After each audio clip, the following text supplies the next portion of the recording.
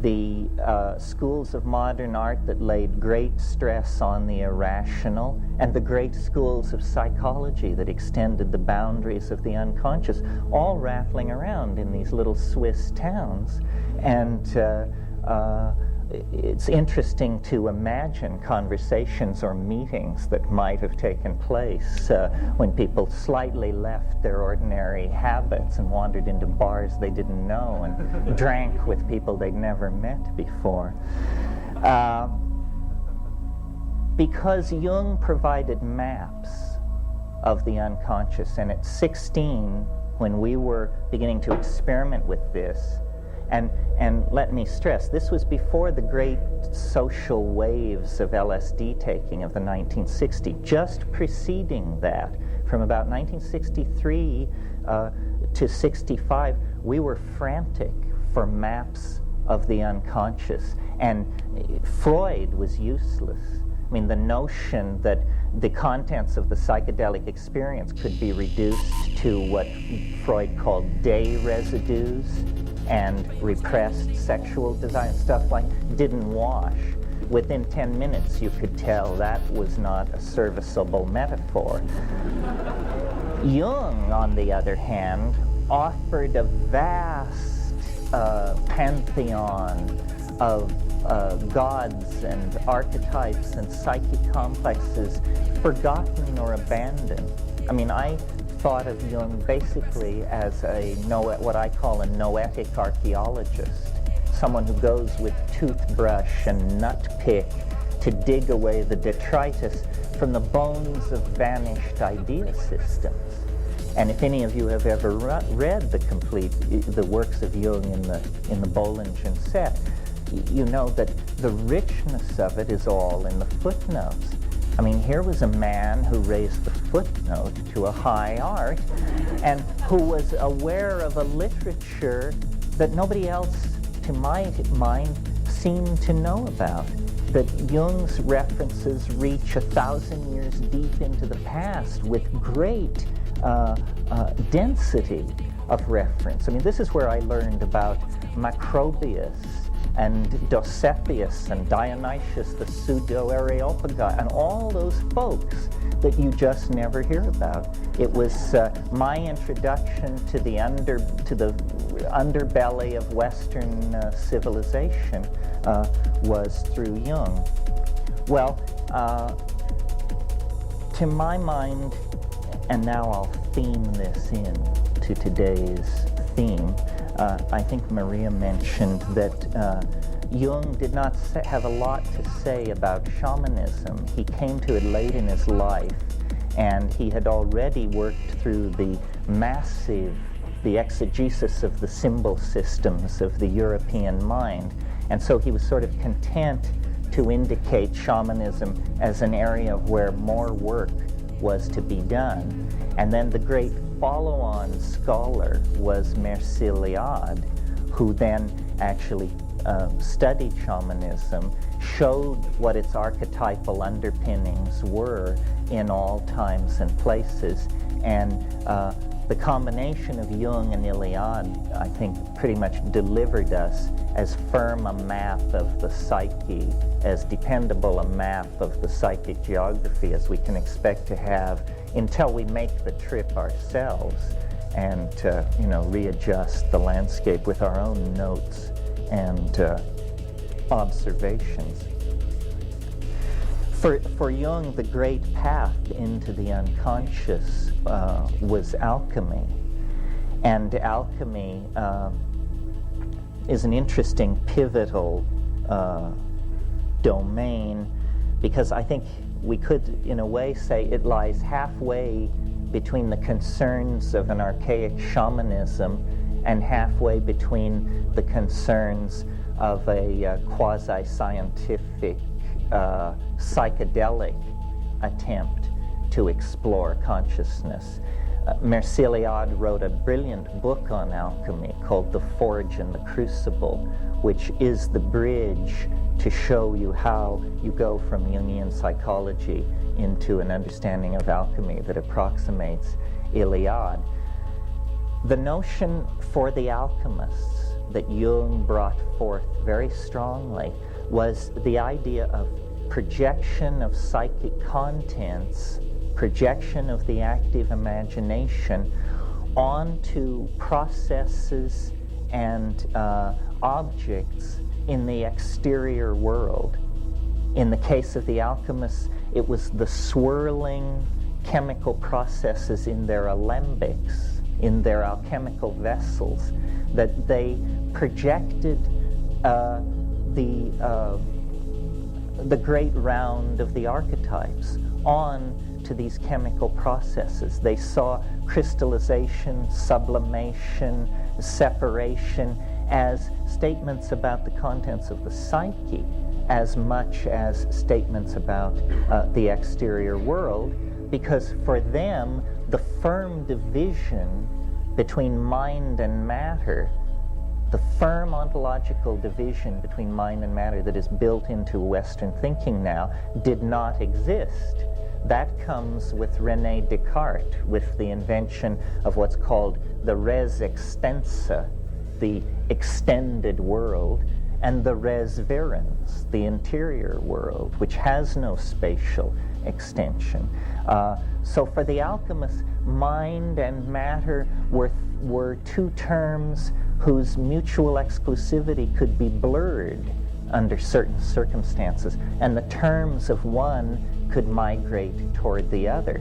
Well, now we as moderns ordinarily only experience this state when we are intoxicated by hallucinogenic drugs, or when we are in a state of severe psychic weakness, when there is then overwhelmment from the unconscious that is not with the permission of the ego, as happens in the psychedelic experience. Well, all of these various ways of approaching the psyche seem fairly abstract and bloodless and removed from daily existence, unless the psychedelic experience is present. And then it vivifies these metaphors. It makes clear what these various perennial traditions are talking about. So what I thought I would try to do today, and you're welcome to try and steer it other directions in the question and answer period, is the workshop is Sacred Plants as Guides. A lot of information has to be imparted if we're going to satisfy my pedagogical urge here, because I would really like to leave you with information that you didn't have before, some of which may have practical efficacy in your own life. So in thinking about this very large issue, Sacred Plants as Guides, I basically break it down into three categories for ease of handling in a context like this. And they are a kind of survey. How many of these plants are there? What are the chemicals that drive them? And what is their geographical distribution? In other words, just what are the botanical facts of the matter? And then, secondly, I think in order to understand what these things mean for spiritual growth and psychic development, you have to place them in a context. And the context is chronological and historical. Have these things always been around? Have shamans always been taking them? How do they relate to the synthetic drugs that have been developed in the last couple of centuries? So the history of our relationship to the pharmacologically induced ecstasy. And then finally, and probably we'll get to this this afternoon, the phenomenology of the experience and the techniques for achieving and controlling it. Because this is there is a practicum here. This is not a course in Mongolian philology or something like that. The ultimate idea is to get those who feel called to the task sufficiently informed and psychically empowered that they can push off into the oceans of mind in the interior with some fair amount of confidence that they'll return to port with all hands. So let's start sort of with a survey. Let me see, I'm going to talk until 11:30. So let's start with the survey then, and just talk about what the options are. And this will be sort of unstructured and conversational with forays into other areas. First of all, the striking thing when you want to study psychoactive drugs and plants and their impact on human culture, and that's really what interests me, is how drugs affect culture. After I went through Jung and Iliad, my next port of call was McLuhan. And I absorbed very deeply the notion that media structure civilizations in ways that the civilizations are never aware of. And Jung, of course, talked about print and manuscript and electronic culture. He did not talk about drugs, but drugs are a form of media because information travels through the drug to the mind. That's a medium of communication. And various societies wear drugs like clothing with no awareness of their existence at all, somewhat in the way that a fish relates to water. So that, for instance, if you're in Dublin, you are swimming in the ambiance of an alcohol culture. You don't have to be drunk to be in Dublin, although it helps, but the entire society is premised on the possibility, you see. The entire society is premised on the possibility. In India, the entire society is premised on the possibility of hashish intoxication, and social mores, building design, everything takes account of this. Cultures don't see this. We do not think of ourselves as a meat, sugar, alcohol culture. People do not walk around saying, oh wow, I'm so high on meat, alcohol, and sugar, you know, I can hardly stand it.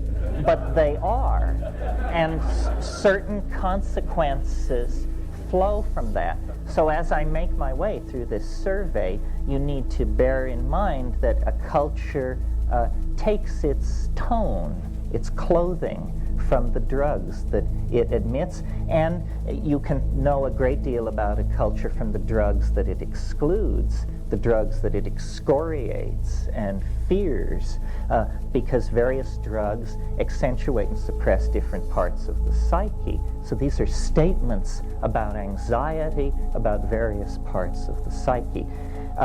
The striking thing when you set out to do a cultural survey like this is you discover that our culture, the culture of Europe, for most of us, some of us are black, some of us are Asian, but largely the roots of American culture lie in Europe. This is the most pharmacologically impoverished cultural area on the entire planet. It has the longest history of disconnection from any kind of ecstatic intoxication. And the cultural forms of Europe, linear, abstract, narcissistic, and promoting of male dominance, are, to my mind, exactly what you would expect in a culture long deprived of the boundary-dissolving, numinous encounter with the vegetable mind. So a lot of the cultural problems we're dealing with are based on the fact that we as Europeans have no place for drugs. We don't really know quite what to do with that. As you move south from Europe into the continent of human origins, Africa, you discover that while Africa supports a tropical ecosystem, which, because that means increased speciation of plants, you would think would indicate an increased number of hallucinogens, Africa is surprisingly poor in hallucinogens. This is not well understood. As we go through this survey, I will make reference to numerous unsolved mysteries in the field. And I always try to do this because I'm hoping that there are graduate students listening who are looking for research topics. And there are numerous research areas where important work can be done. One of them is this question of the poverty of hallucinogens in Africa. Why? Does it have something to do with the extreme length of time that Africa has been subject to human impact? Probably. Because Africa is species poor generally for a tropical continent. However, in the interest of thoroughness, there is one hallucinogenic drug complex that should be mentioned because it raises issues that are important for the broader context, and that is ibogaine, or Tabernantha iboga, the so-called Bawiti cults of Zaire and Gabon. Now, this is the psychedelic about which we in the West probably know the least. It has spawned no waves of social hysteria. It has not been the subject of pogroms or media freakout. It's a powerful hallucinogen, and it's not only a powerful hallucinogen, but it has a component of sexual excitation to it, which is ancillary and unusual. If you actually have ever looked into the subject of aphrodisiacs, the truth is there ain't any. There are things which cause genital itching and prolonged erection and so forth, but a true aphrodisiac, a chemical which would impel you to want to have sex, there's nothing quite like that, except this Tabernantha iboga is very interesting. We tend to think of an aphrodisiac because we tend to break our heart away from our genitals as a kind of a cold thing, I think. But when you talk to these people who are taking ibogaine, they don't talk about aphrodisiac. They say this causes open-heartedness, one-heartedness, they call it. And one-heartedness is what they are striving for in the Bawiti cult, and they achieve it. And they achieve it, and it allows them to resist cultural incursions by Christian missionaries. Bawiti is the main cultural force that is holding back conversion to Christianity by these people. Fang culture, the people who are using this ibogaine, it's an interesting culture. There's a great deal of anxiety in Fang culture about divorce and relationships between men and women. Divorce is very easily obtained among the Fang, but it's always followed by extremely lengthy and protracted negotiations with the family of the divorced partner about return of dowry. And a huge amount of neurosis and agony and murder and violence goes on over these dowry return negotiations. The ibogaine stands right in the middle of this as a source of one-heartedness, making divorce less likely. So it's very important as a force for social cohesion. And I mention this because when we reach ayahuasca, we will see, when we reach South America, we will see ayahuasca functioning not as an aphrodisiac or a thing to unify couples, but as a kind of telepathic pheromone that unifies whole small tribal groups together into a one-hearted, one-minded modality. And if we get into a discussion of the possible evolutionary impact of hallucinogens, we'll see that it always lies in the direction of these collectivized states of mind and dissolution of boundaries between people. Other than Tabernantha iboga, Africa's hallucinogens are trivial, and I won't mention them in the time we have. Cannabis is in Africa as well, but cannabis is worldwide now and probably has been for quite some time. Cannabis is a special case chemically and culturally. We tend to think of cannabis as a recreational drug, but that's because in the 20th century we always smoke our cannabis. In the 18th and 19th century, cannabis was eaten, and jellied forms of cannabis that were eaten, judging by the prose of people like Theodore Gautier, Baudelaire,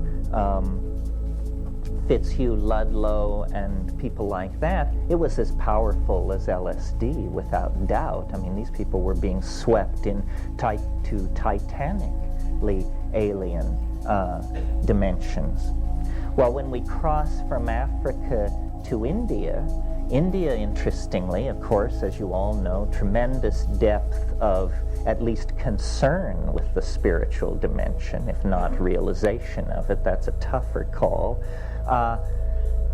India would be a likely place to look for indigenous hallucinogenic plant cults simply because of the spiritual obsession that characterizes Indian thought. When we look at the historical foundations of Indian thought, we find that it all rests on a group of texts composed between 4,500 and 2,000 years ago called the Vedas. And the Vedas are nothing less but the world's longest continuing advertisement for a hallucinogenic plant. The problem is we don't know what this plant is. This is the mysterious soma of the Rig Vedas. And Mandala 9 of the Rig Veda is entirely a hymn to Soma. Soma held Hinduism of the Vedic phase together. Later, it was repressed.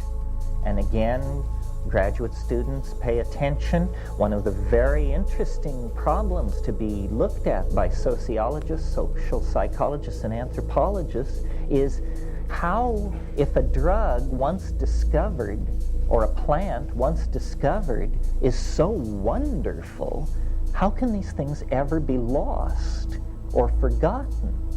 And yet, in several instances, we deal with literatures which sing the praises of some plant or drug, the identity of which we cannot figure out, or it becomes a big arm wrestle between various competing schools of scholarship. We do not, to this day, know what Soma was. Gordon Wasson, who some of you may know as the discoverer, the modern discoverer of the mushroom cults of Mexico, founder of the science of ethnomycology, believed to his dying breath that Soma was Amanita muscaria, the red-topped, white-speckled amanita. This is a mushroom which has a major role in Tungusic and Arctic shamanism, but to say, as Wasson did, that this is the supreme entheogen of all time is not supported by the evidence, I think. Wasson's own efforts to become intoxicated on Amanita muscaria were not successful. My efforts have not been successful. Occasionally you will hear anecdotal evidence. Someone will tell a story about eating Amanita muscaria that obviously they had a staggering breakthrough to a rupture of plane, as Merceliod in his wonderful phrase. But it's extremely undependable. And when you look at the botany of Amanita muscaria, you discover that its chemical constituency is seasonally variant, genetically variant, geographically variant, and so forth. So often, I think, as we gain understanding of a given shamanism, we will see that it depended on an extremely deep local knowledge. And if you take what a Yakut shaman says about Amanita muscaria and attempt to apply it in the national forests of New Mexico, you know, you could end up with a tag on your toe. These things this kind of information doesn't travel well. One of the, there are old shamans and bold shamans, but there are no old, bold shamans.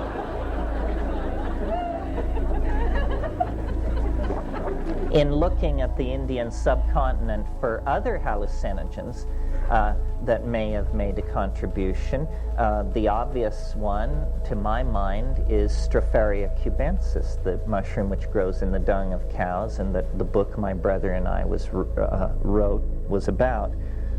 Other possibilities, some of you may know that there are a family of the Argyria family of morning glories, an Asian family of morning glories distributed from India to Micronesia.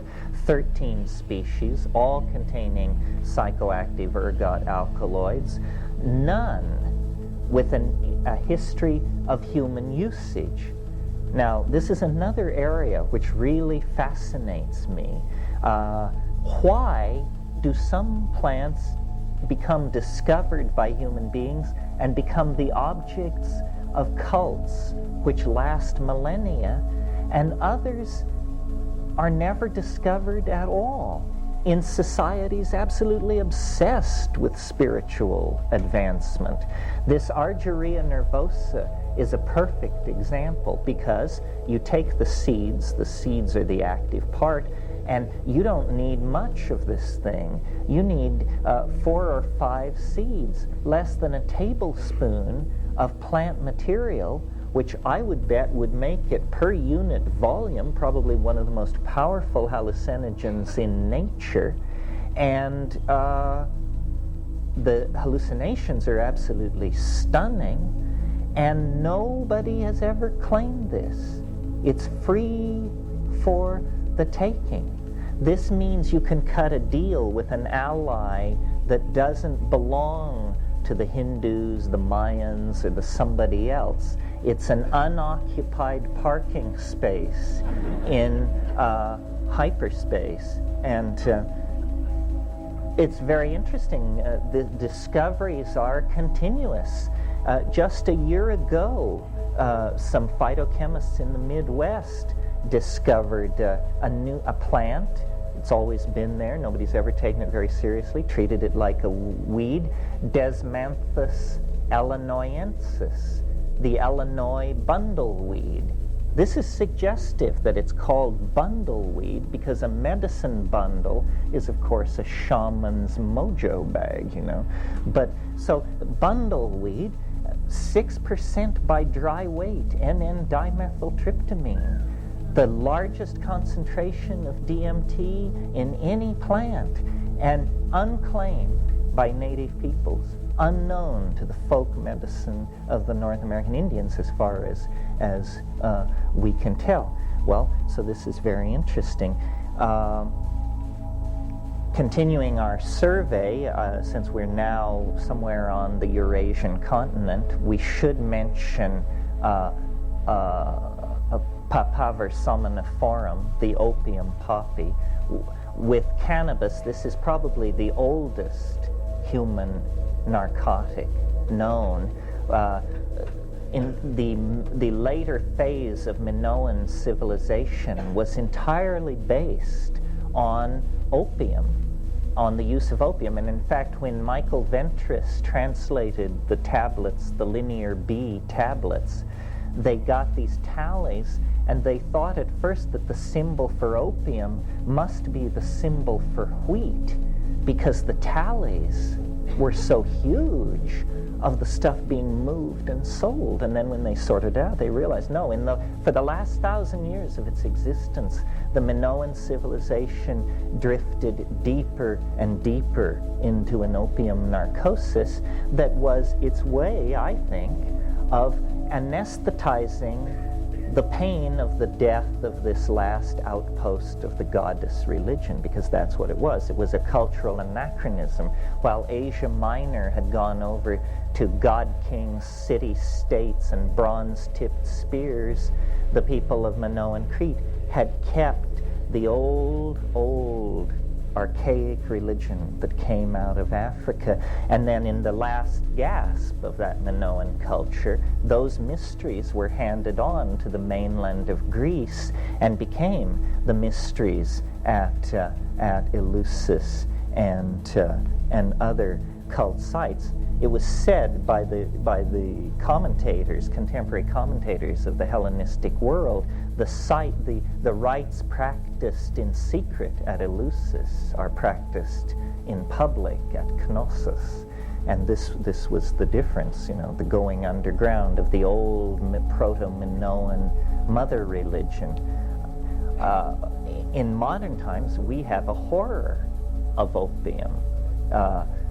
People are amazed that I even mention it in the same breath, but it doesn't hurt to remind ourselves that this virulently addictive substance, opium, was not even noticed to be addictive by anybody until 1627, when the English physician John Playfair, for the first time, commented that opium, once taken over a long period of time, then there would be a requirement that it be taken throughout life. We're right in the middle of a drug war at the moment, and it's interesting in that context to notice how the goals of drug wars can change. 100 years ago, the British Navy was involved in what was called the Opium Wars in China.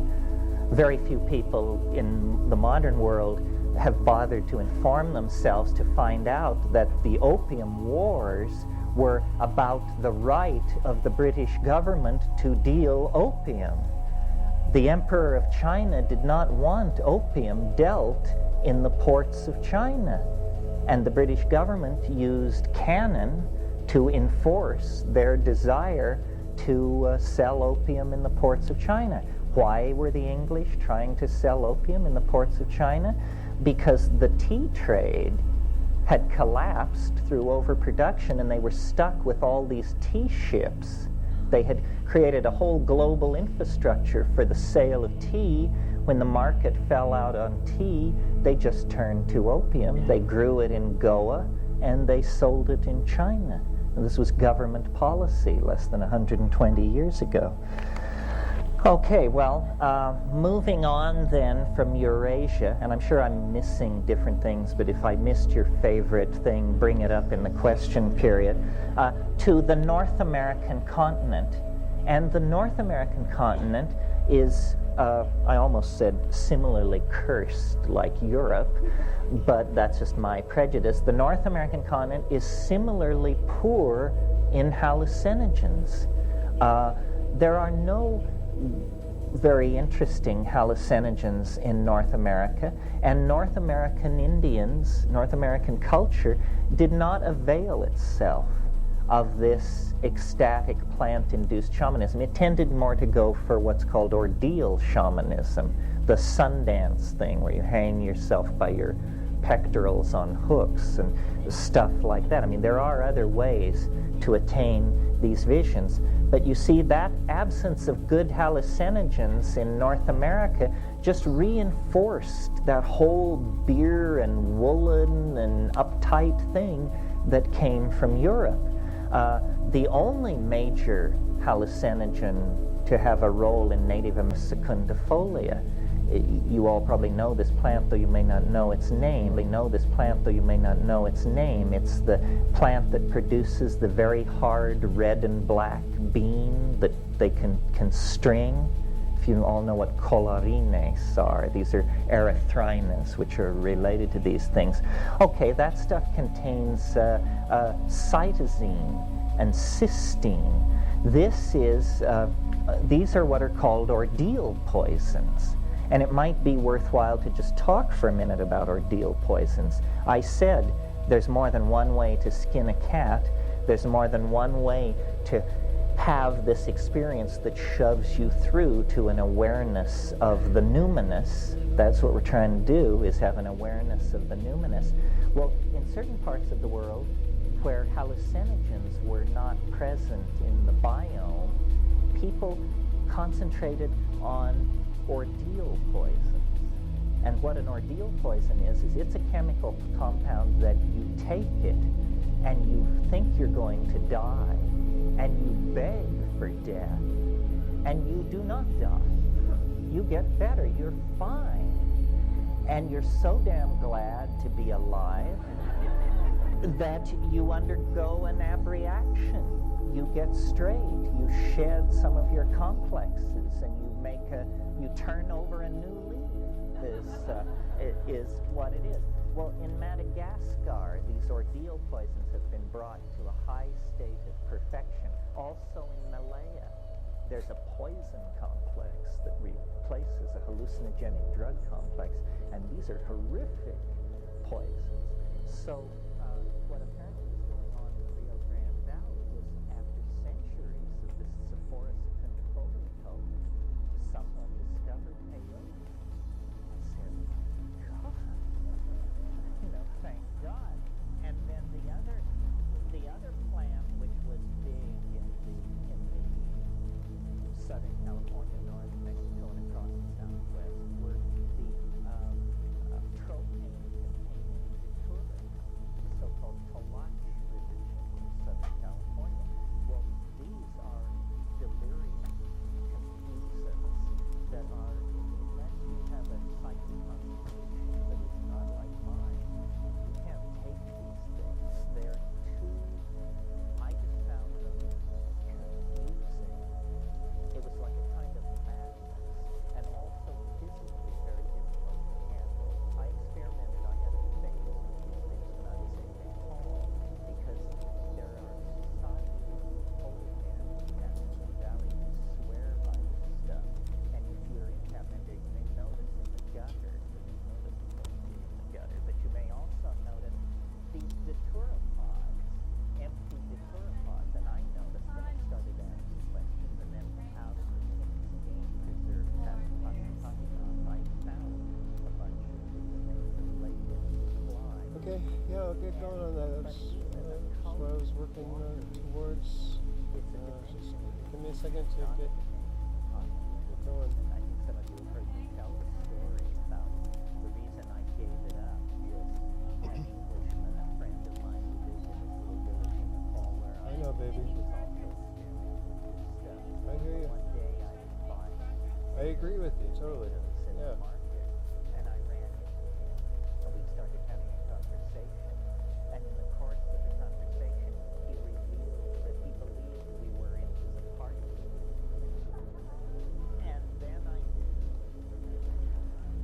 that we were losing hold on our grounding. So I don't recommend that. I don't have a whole lot to say about it. Apparently, it's a thing for magic, power magic.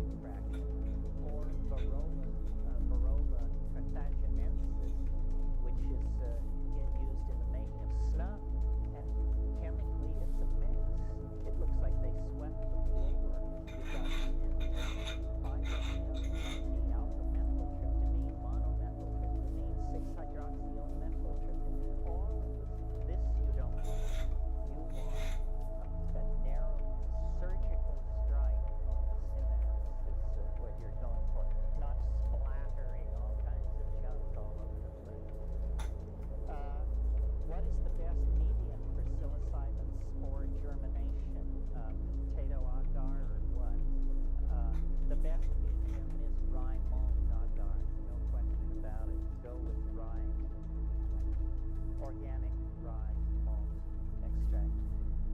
In today's climate, talk about access to shamanic pharmaceuticals for the average person. This is the where do I get it question. Dressed up in respectable terms. Well, without being too self-serving, let me say my brother and I wrote a book on cultivating mushrooms called Psilocybin, the Magic Mushroom Grower's Guide by Otios and O.N. Eric. I'm Otios, as you can see. And I really believe in growing mushrooms.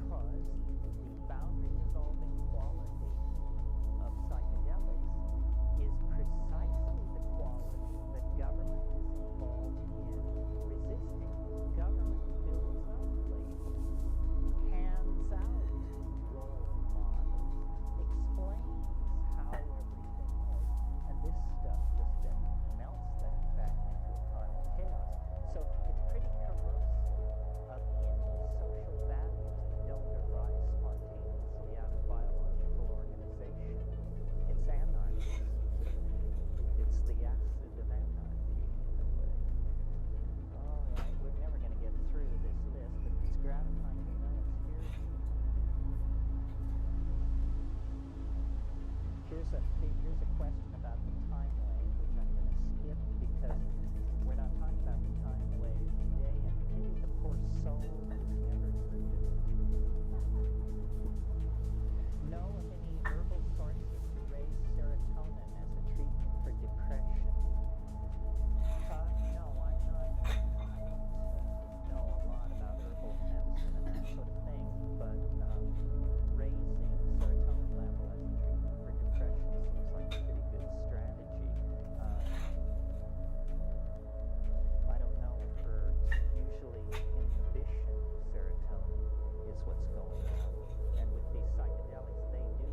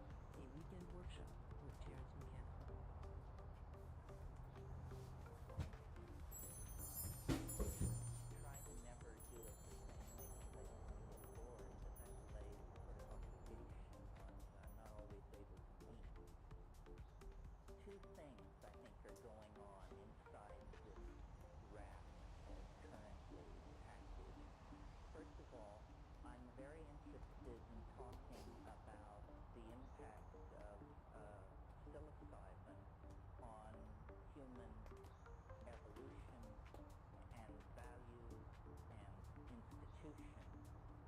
And then, so that you don't think we've just fallen into fringe anthropology 101, I'm interested in taking the insights from that discussion and trying to apply it to the modern or postmodern, as the case may be, dilemma, trying to draw some implication from looking at human prehistory and the set of factors that were in place at the moment of human emergence.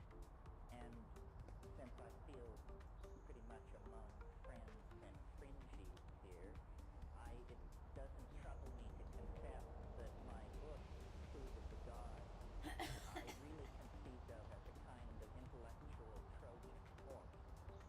It's written as though it were a scientific study.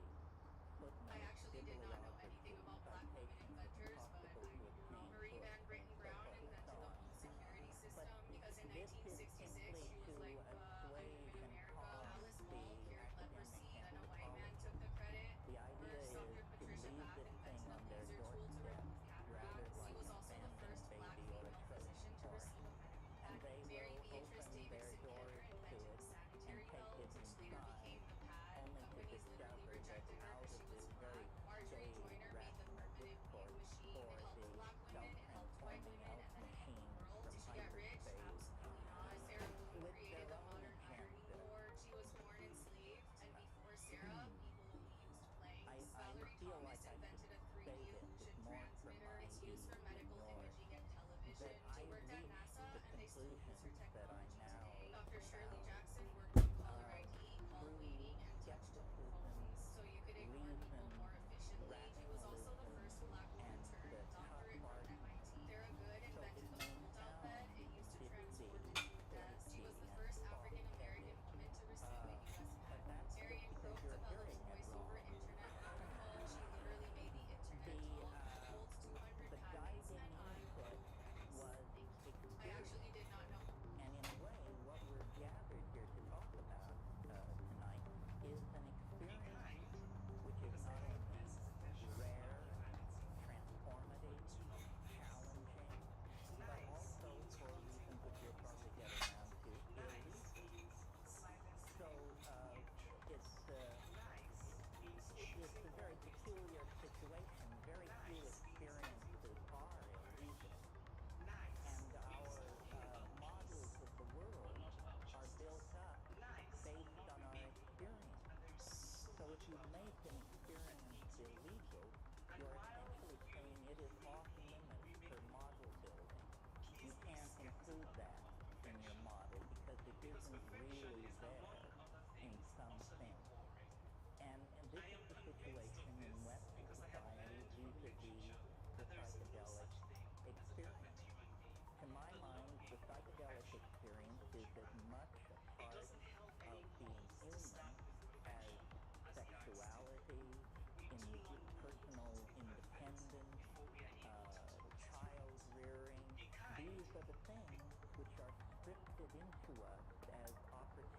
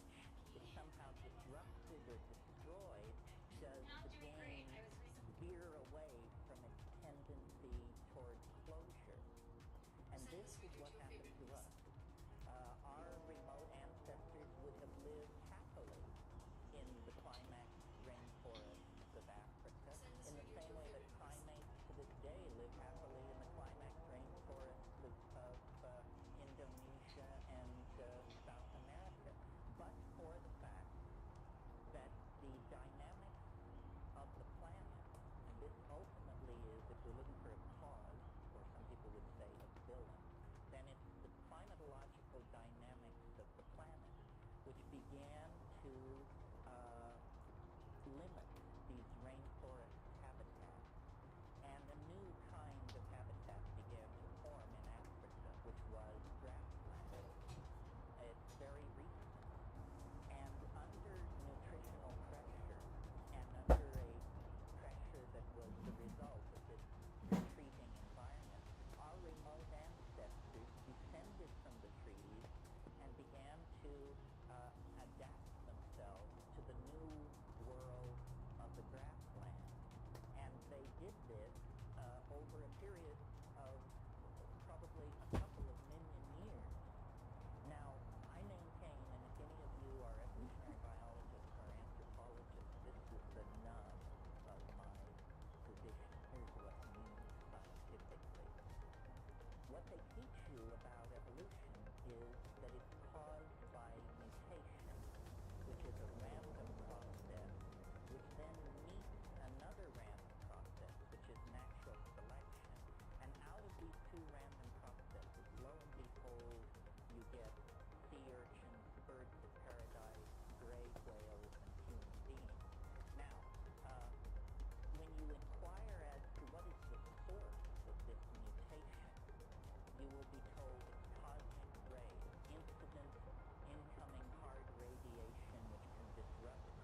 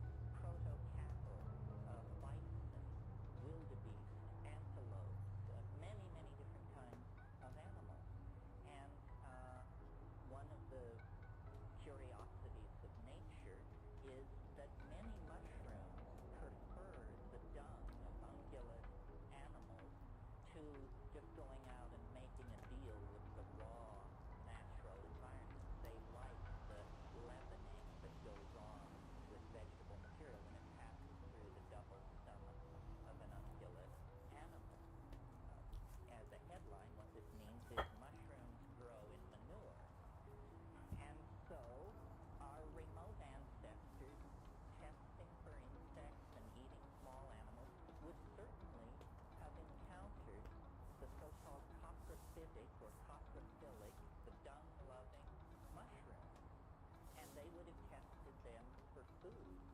Years ago when I was in Kenya, I observed baboon troops in this very environment we're discussing, and their habit was they were very interested in cow pies because they had learned from experience that if you rush over to a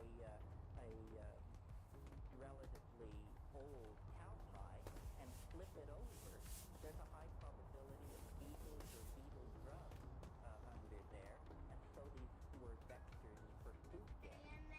Well, in the I did not observe mushrooms in Africa, but I observed mushrooms in the Amazon, and they can attain the size of a dinner plate.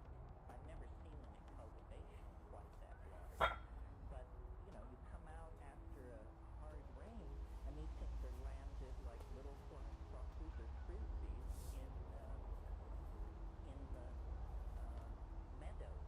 They would certainly have been tested for their nutritional potential and psilocybin, different from all other chemicals in nature, including, as far as I can tell, all other hallucinogenic chemicals in nature.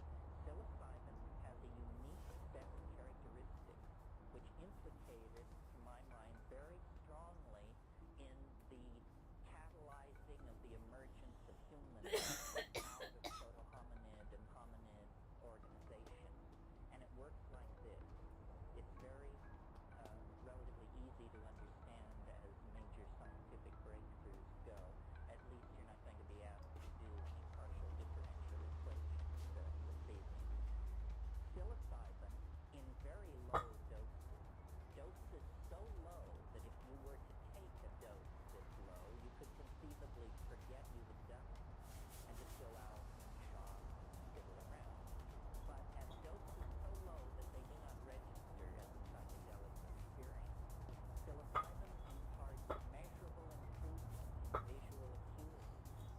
Roland Fisher did this work in the late 50s and early 60s, and they have built an experimental device where a person who could not be seen by turning a crank, there were two parallel bars, and by turning a crank, this person could rotate one of the parallel bars so that it was no longer parallel. And lacking talking rats, they went to the next preferred experimental animal, which is graduate students, and they would sit a graduate student down in front of this device, give them a very low dose of psilocybin, and then put a buzzer in their hand and say, when the two bars are no longer parallel, push the buzzer. And Fisher collected large amounts of data which showed that the people who had taken the psilocybin, and the other people were given placebo, of course, could detect this deformation long before the unstoned subjects were able to do so. And Fisher, who was a totally straight European scientist, in fact a Vietnamese, when I talked to him about this stuff, he was very cagey, and he was funny. In fact, he said, well, you see, it's very interesting. Apparently here we have data which argues significantly that we are perceiving reality better with the drug than without the drug. Yes, yes. For him, that was a joke. I mean, he never did anything with it. It was just a throwaway line. But it stuck with me. And I don't think you have to be a rocket scientist to see that if you are a hunting animal in a situation of nutritional pressure, as our remote ancestors were, and there is a food in that environment which will give you better vision, then by God, the animals which accept that item into their diet are going to be more successful hunters than the ones that do not. And consequently, they will outbreed those members of the population that have some aversion to this exotic food. Either they don't like the look of it, or they don't like that it grows in manure, or they don't like the taste of it. But those who accept it as a dietary item will be more successful at getting food, and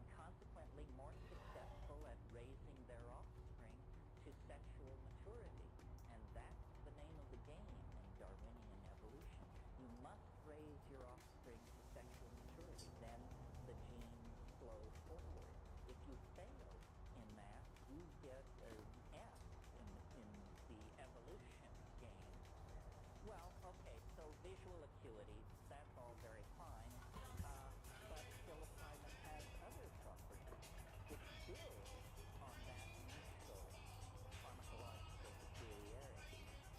If you take slightly larger doses of psilocybin, and this is typical of many indoles, you get, with many of which are alcohol, you get what is called CNS arousal, central nervous system arousal. You all know this feeling. It's the feeling of 2 double cappuccinos in short order. It's that you do not sleep. You are very restless. You are very alert. Your attention is scanning, and in highly sexed animals like primates, arousal means exactly what it sounds like. It means erection in the male animal. And now, isn't that interesting? That is a second factor feeding back into this increased success offspring business. Not only are you a better hunter, but you're a more highly sexed creature, and you're having more of what straight anthropologists refer to as successful copulation. An amazing phrase, actually. Meaning, of course, that impregnation is a consequence of this sexual activity. Now, the other thing that psilocybin does, at or slightly above this arousal level, and this is very important for the argument, is it causes what I call boundary dissolution, and boundary dissolution in human beings, like you and me, means ego loss. And I believe that this would have promoted a social and sexual style based not on monogamous pairing, but on orgies. The scenario is fairly easy to imagine. It's that these remote ancestors of ours would take these mushrooms and they, probably at the new and full moon, the thinking is that ritual was originally lunar time, and then they would, and we're talking about nomadic groups of people, probably no more than 80 to 100 people, and then there would be group sexual activity. Now, an interesting social consequence of orgiastic social style, besides the full fun sport, is it's impossible to trace lines of male paternity in that kind of a situation. You see, women know whose children are whose because they see the child come out of their body and they nurse the child. But men do not, in that situation, have their children, my children. What they have are our children, the tribal group. And this boundary dissolving thing, let's dwell on this for a moment, because this is central to my argument, and it has political consequences for our own lives. All primates, clear back down to squirrel monkeys and lemurs, all primates have what are called male-dominant hierarchies. Now what this means is that the males with the longest claws, the hardest muscles, and the meanest disposition take control of everybody else. Women, children, weaker males, everybody comes under the thumb of the alpha males of the pack. This is true, as I said, of squirrel monkeys, howler monkeys, so forth and so on. It is also true of us, sitting here in this room. This is a male-dominant society. I mean, there's a lot of complaining and hair-pulling about it. There's a political alternative in the form of the women's movement and feminist sensitivity. But for most people, male dominance is the rule. Well, I would like to suggest that our peculiar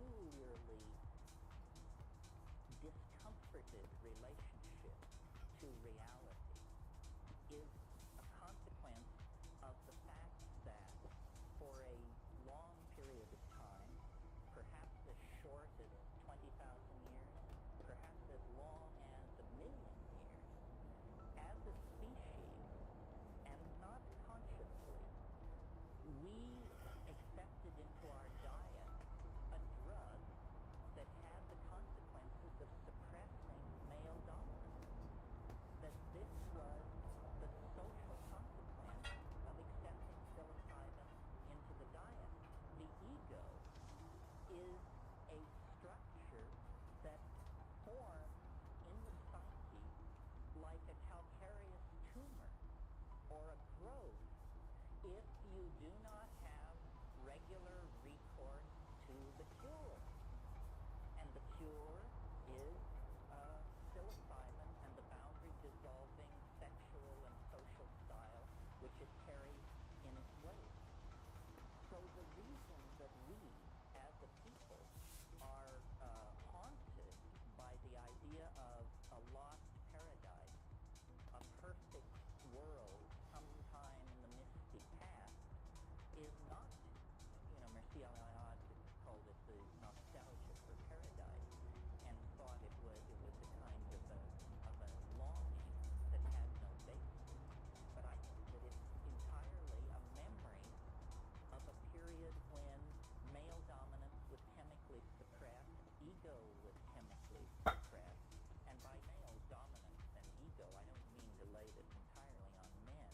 I mean, I would wager probably everyone in this room has more ego than they need, certainly starting with me. And that's part of the paradox that you're supposed to enjoy in this, is the ambiguity of me preaching the loss of ego. So essentially, what happened was a chemically driven leap in evolution as a consequence of the suppression of these behaviors that favored male dominance. As a species, we would have continued with male dominance forever had it not been for psilocybin in the diet. And it established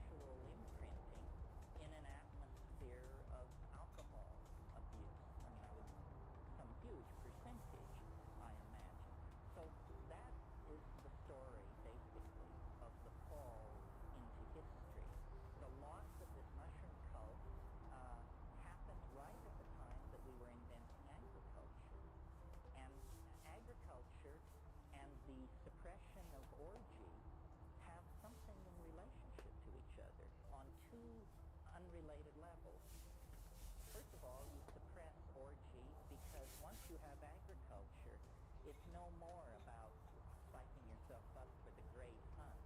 It's all about getting up before dawn and going out and hoeing the weeds out of the crop.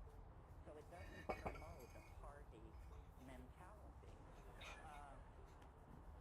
The other thing is that as human mental capacity was evolving, remember that exploding brain size, as human mental capacity was evolving, women in these nomadic groups began to notice a curious fact, which was every year they would return roughly to the same places they had been the year before, and in the discard from last year's camp, in the midden, they would discover food plants growing.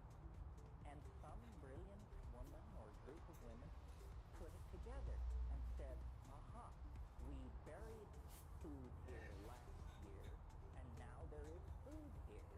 Must be something about putting food into the ground gets you food. In other words, they were able to cognize a cause and effect relationship that were separated over many months of time. At the same time that women were putting this together, men were noticing that the act of sex had certain consequences 9 months later. The same perception had different impacts on both sexes, but it was an ability to coordinate a temporally separated cause and effect. Well, once men got onto the notion of male paternity, they realized that these aren't our children. Some are mine. Some are somebody else's. And from that notion, you go to my child, to my woman, to my hunting area, to my weapon, to my city. You get it all, you see. The ego is born, and it is born in an atmosphere of complete paranoia. The first consequence of agriculture, well, it has a number of consequences, but one consequence is it's a tremendously efficient way of producing food. That's obviously why people got into it. What does efficiency mean? Surplus. What does surplus mean? Haves and have-nots. The most spectacular architectural edifice of 10,000 BC on this planet was the grain tower at Jericho. It had thick walls to hold the grain, and it had high walls so you could climb up on top of it and drop rocks on the people who were trying to get into it. Surplus makes nomadism impossible because you can't drag this huge amount of grain with you. So you get sedentary populations. And then the people who want the grain are killing your people in fury when they can't get the grain. You decide to put a wall around the whole encampment. Now you have a small town. Now you have urbanism. Now you have the division between nature and secular society. You have classes. You've got it all. And I maintain that this is the long march into hell. And our particular obsession with drugs as a species, I maintain, can be traced back to this transition. That, yes, elephants love fermented papayas, and so do butterflies and all that stuff. But this kind of intoxication is not what we're about. We addict severely to several dozen substances, less severely to probably 100 more, and we addict to everything. This is, what we call romantic love shows a lot of similarities to hard drug addiction when you separate the lovers. Sleeplessness, suicidal tendencies, bursting into tears, hysteria, loss of weight. So whether this person is getting off heroin or has separated from their partner. Well, if you take an individual who is alcoholic or has some kind of serious drug problem, current thinking is this can be traced to traumatic abuse in childhood. This is what happened to us. Traumatic abuse in childhood. We were literally torn out of a symbiotic the earth by the forces of male dominance, agriculture, sedentary living, so forth and so on. And we've been trying to scratch an itch that we can't find ever since. And it has, money doesn't do it, power doesn't do it, nothing seems to do it. We seem to be the unhappy monkey. And we take this unhappiness out on each other with a vengeance. And you see what happened was when the mushroom faded, the million years of pharmacologically interrupted patterns of male dominance reasserted themselves. But it was no more a foraging monkey with this style. It was a creature with language, tools, music, social organization, and suddenly it got very ugly. And people weren't interested. People began fighting over the women. Said, we don't want to have orgies anymore. This woman is my woman. Touch her, you die, and so forth and so on. And we are living out the legacy of this. Well, before I talk about the social consequences of it for us, I want to go back to the question, what was so great about it? I mean, we've talked about orgy, but we didn't have orgy without this. What was so wonderful about that proto-historical mode? Well, this is where it becomes slightly more woo-woo. Because what we have to talk about is, what is the psychedelic experience anyway? And I maintain that if we're talking about psilocybin, and we're talking about taking it in nature, as these people did, that, yes, first come the dancing mice, the little candies, the colored grid, so forth and so on. But what eventually happens, quickly, like 10 minutes later, is there is an entity in the trance, in the vision. There is a mind there waiting that speaks good English and invites you up into its room. And once there, How's it going, baby? You want a banana or an orange? This is what all the hoopla about the Gaian mind and the rebirth of the goddess and all that is about. It's not a metaphor, folks. It's a headline in biology. We are not the only intelligent, minded species My golly, your occupying pants are this dirty. planet. We may be the only bipedal hairless mammal with All my gloves have intelligence on this holes in planet, them. but there is something out there spread through the grasses, the forests, the rivers, and the ocean. Our own emergence into intelligence took less than 2 million years. Life has been on this planet for 1.5 billion years, and we don't know how many strange pathways vected, but at some point, a kind of mind came into existence, and it is real. It's what lies behind the religious impulse in our species. There really is somebody else sharing the local mind space. And I don't believe we're talking theology here. In other words, this is not, What's up? Milton's wonderful phrase, the God How's it going? the stars like Just lightning. fancy and lonely It's and not about that. For me, that's a big question. What can I do, baby? But it is the God, goddess of this earth. It is the biological mind. It is that all boundaries are illusions, and that life is insecure. thinking, feeling, intellecting of some sort. And we are just like a little droplet that has somehow escaped from the river of cognition and now imagine that we're the only water in the cosmos. Not so. It How do you like turns out Momo's tail? what's the reason the psychedelic experience is so Yeah. baffling and transformative, even as we sit here He's with drawing your head his full tail. of Heidegger and Husserl Momo's tail. and, Do you like I it? don't know, That's cute. Wilson Phillips and all this stuff is because in contact with that, we have no more sophistication than our orgiastic, mushroom-munching ancestors. Civilization doesn't give you a leg up on this stuff. In fact, it makes it harder to figure out what's going on. Because because we have defined nature as dead. You know, atoms screaming through empty space, ruled by tensor equations of the third degree. That's our picture of what nature is. That isn't what it is. It's a mind of some sort. Okay, what is the implication of all this? Is it just some kind of fringe-o anthropological revisionism? No, it isn't, because the fall into history and its consequences is, at this point, a loaded gun held to the head of the entire planet. We are about to pull over the soup cauldron. And if Are we you do gonna this, respond to this? then 2.5 Can I have billion that now? years of evolutionary advance will be shot. We finally got another message Nobody from else the ever dropped the dead.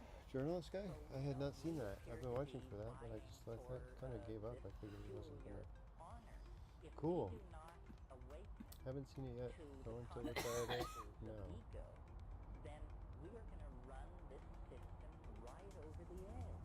The whole thing which characterizes our dilemma as a global planet is our inability to feel the consequences of what we are doing. You know, we've got the data. The ozone hole is disappearing. The planktonic life in the sea will die if it does. That will disrupt the food chain. The world food supply will drop by 50%. Everybody who isn't white as a sheet will have to starve in that case, and so forth and so on. I mean, we actually toy not only with our own extinction, but with the extinction of all life on the planet, and with the extinction of the idea of dignity and decency itself. Well, I'm not Okay, into this so I need to follow up psychedelic and gaming try to because I think find it's easy, or people to because, suggest for him to I look think at. it's going to be a cinch. That's cool. I I'm like in it that. because I think it's the only That's game exciting. in town. Sounds You know, if hortatory promising. preaching could have done the trick, then the Sermon on the Mount would have turned the corner. What does it say If on my social security thing? cautionary data flowing Does it back say to that they're its ruling recording money on it? institutions Yes. do the trick, then sometime after Thomas Yes, I meant to call them today, but they are going to be calling you tomorrow. When? Nothing 12 or around that time, around noon. we need pharmacological Do you have a intervention. Of course. The ego is out permitting us to slowly, not so slowly, commit suicide. And, you know, the fact that we cannot act collectively, that we are suspicious of all forms of collectivism, that we really are all for one and one for all is not our style. Instead, what we have going to confront. Thank And, you you know, so no less much. a straight person, an architect, in a book called course. Ghost in the Machine, said humans are so wired for beating the brains out of woolly mastodons. That's what evolution is going to do, not negotiate weapons treaties and destroy bacteriological bacteria. We have to force our evolution. We have to chemically restructure the primate brain so that we do not commit suicide. And the only way to do it in the time left is for the psychedelic community to stand up on its hind legs and roar. And, you know, maybe they'll build camps for us. But the point being, I think there's a moral imperative to try what works. I mean, you know, in the 60s, psychedelics were called consciousness-expanding drugs. A good old phenomenological description. Well, if consciousness does not loom large in the future history of our species, then what the hell kind of future is it going to be? No future at all, I maintain. So if there is even the slightest iota of possibility that these things do what I'm saying they do, then we need to get Johnny Quick on it and check it out, because we may be beyond the point of no return right now. Nobody knows how bad this ozone hole thing is, or what's locked up at Rocky Flats or behind the Iron Curtain or dumped in the Arctic Ocean. We may be past the phase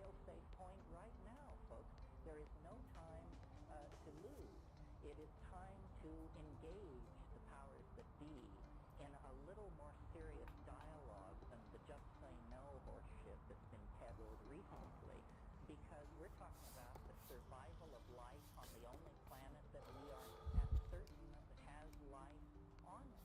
This may be the site of a cosmic experiment with universal implications, and it rests in our hands. Everybody here tonight is here because a whole bunch of people didn't drop the ball. And you think you've got problems? 9 times in the last million years. The ice has moved south from the pole, miles thick.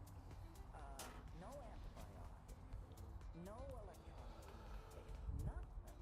And I'm sure these people were miserable, and they dragged through it, and they lived, and they passed it on. Now we're it, and we will be judged the lamest of the lame. If we cannot come to terms with this and begin to talk about what is going on, this is not obscure. As I said, I view the psychedelic experience as central Hello. as our sexuality. Just get off We work. cannot allow dominator institutions to infantilize us and to judge us where Yay. What are you up to? we even have a piece of paper Nothing. locked up in a vault in Washington It's a secret why she needs a that pen. guarantees life, liberty, and the pursuit of happiness. Well, now, Oh, we got a what check. could Cool. the pursuit of happiness possibly How much? mean if it doesn't mean the freedom to practice your own religion? Jeez, that's just the hourly wage. So I think we have been entirely too casual about the importance of the psychedelic experience. This is, for one reason, Those because we bastards. cannot publicly get together and She's discuss getting good tips though, right? So I mean, she seems. I think that's maybe just that really is just the industry. But I know, it's just shitty that bastards can make so much money yeah. and pay minimum to get it. Oh yeah. And not have to do any of the work themselves. Spectrum of people here, but Just saying, it's shitty. this Yeah. is your affinity group. This is your Jump off a community. bridge. Someone in this room actually has No one's what gonna you fix need. it. And I have acted as a filter, so out of millions living along the Front Range, here we've gotten it down to 200. I can't go any further than that, folks. The rest is up to you. Well, I guess the last thing I wanted to say, and then we'll take a little intermission and then come back and do questions afterwards, which is my favorite part. But I wanted to How do you like Blueberry's tail? invoke the psychedelic Should the stripes experience be thinner? Do you think? without regard to the evolutionary forces that created it or Fine. political institutions. Cool. Thank you. that Appreciate and yeah. so forth. That. And just say, in case there's some soul in this room who's never had this experience, that this is extraordinary news. We are not talking about something like a dream. It is not like meditation. No, you can't get there by yourself. And Babaji is equally useless because you and Babaji are starting from the same place in this game. It requires pharmacological perturbation of ordinary neurochemistry in order to see this mystery. And it is a mystery. It is not going to be reduced to the firing synapses or repressed sexual desires or day residues or anything like that. It is the very thing which all these religions are This guy yammering hoping about. It's there. snake It's shed. real. I mean, if you It's think wild. that Oh, the world goodness. is going to be Yow. an adventure, then you just haven't I've been training my whole life for the this. right crowd.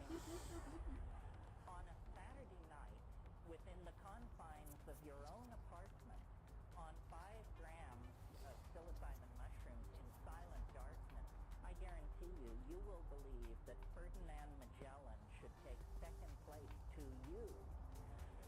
You will see things which no human being has ever seen before. And again.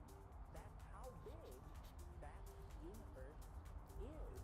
The incredibly constricted space-time locus of the here and now that evolution has forced upon us for survival purposes is simply one point in an apparently infinite hologram of explorable data that is the human world. I mean, the entire world of every science fiction novel and story ever written is minuscule compared to the universes of strangeness and peculiarity that are accessible to any one of us, if you will but apply the method. And if you're not willing to apply the method, then you're going to sweep up around the ashram till hell freezes over and not understand what is going on.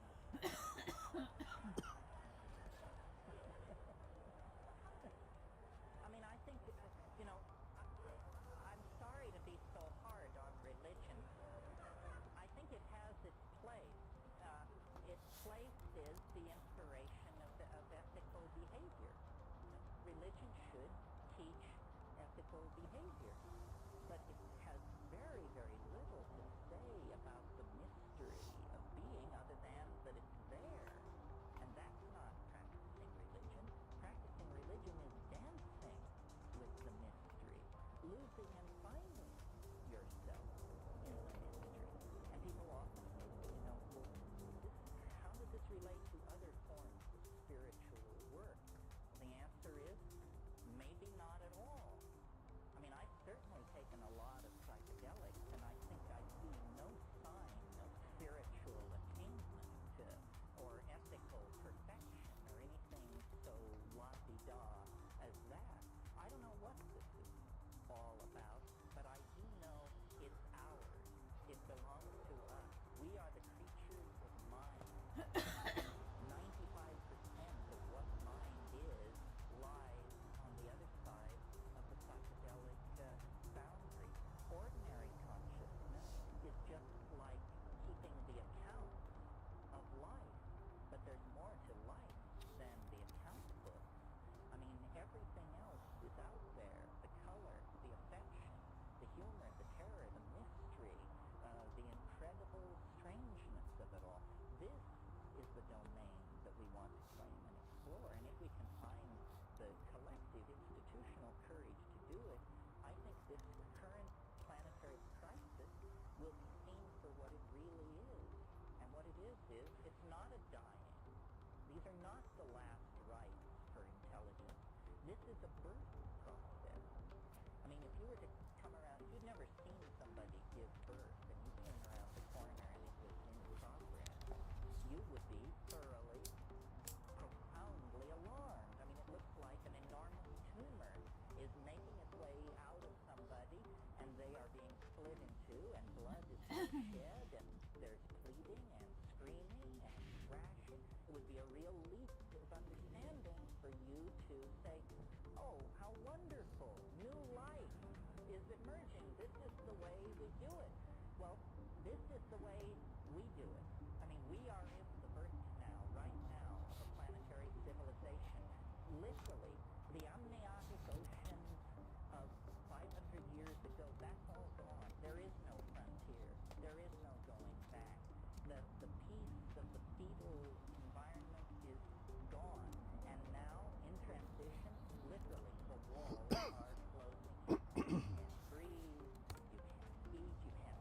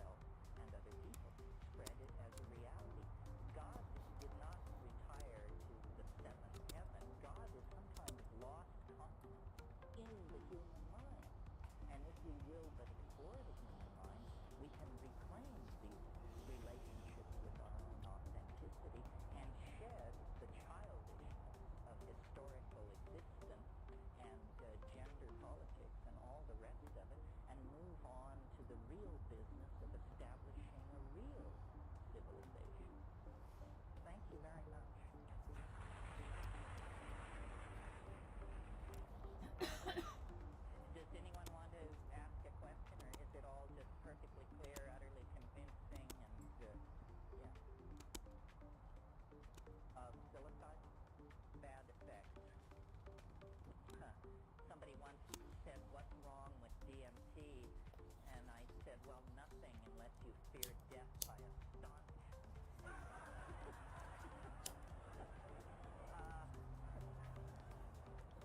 But your question is a good one. First of all,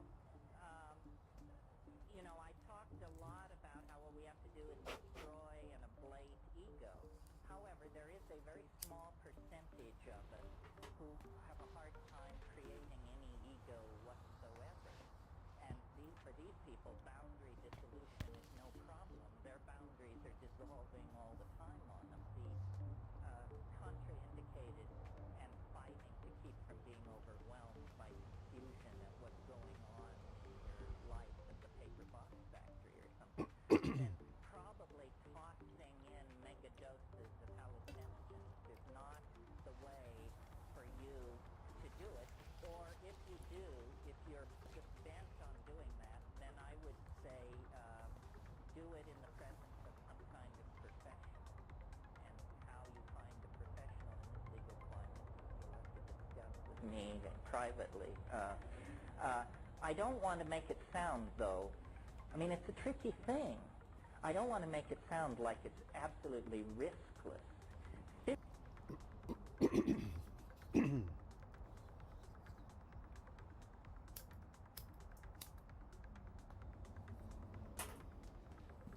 I started out my academic career as an art historian with a major in Asian languages, and that took me to Asia and sort of disillusioned me with tradition. That we're always entering a new environment. We don't ever know fully what the new environment is, because the only environments we know are the past ones.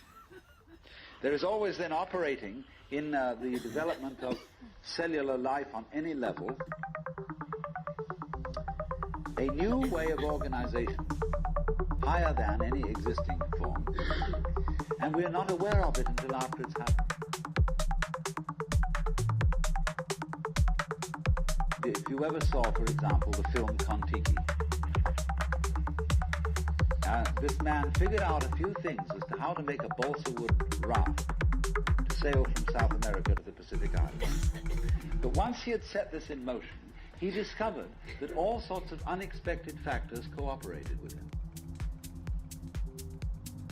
That when the wood got wet, it expanded, so that the ties bit into it and held it completely secure. He had never expected that. And he found that as he sailed along, a flying fish would simply alight flat on the deck every morning for breakfast.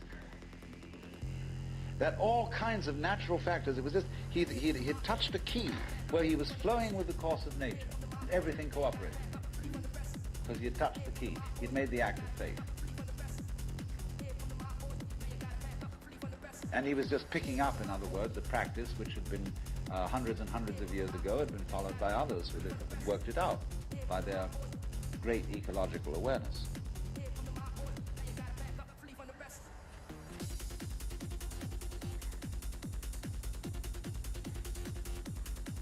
So we do come out of this way of thinking to something which has, I would say, the most enormously creative and revolutionary social consequences.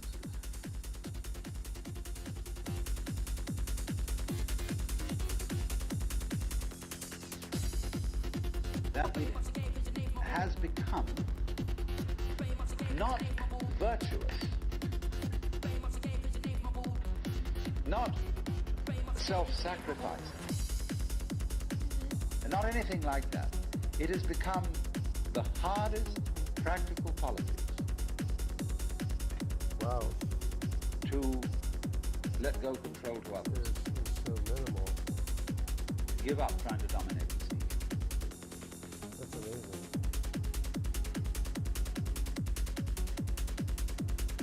Also, in a parallel way, it has become at this time in our history very much It's so our sad practical that, politics. sure, yeah, of course, but like, it sucks that that kind of product To learn how to enjoy ourselves. You can go to the Protestant people, their Protestant ethics, who are against Islam. Now say to them, greatly, it is your solemn duty to learn how to enjoy it. Yeah. Why? Because in an age of leisure, people have really got to know how to enjoy themselves. Because if they don't, they'll smash the whole future of the human race.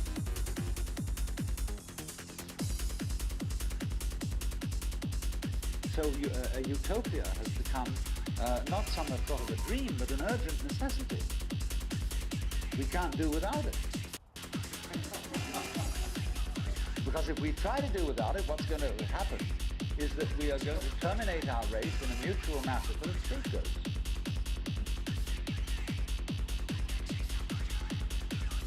And so the present paranoia in the United States that is going on, where everybody is thinking up a new scapegoat, how great it would be to demolish them or get them out of power. All this kind of bickering and right and left politics has become irrelevant because we now have the opportunity of trusting our own intelligence, our own technology.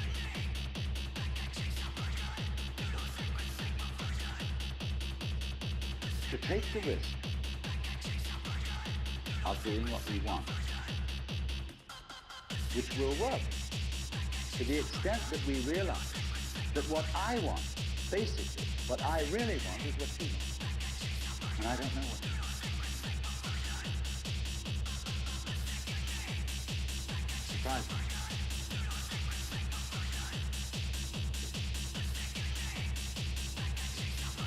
But that's the kinship between I and thou.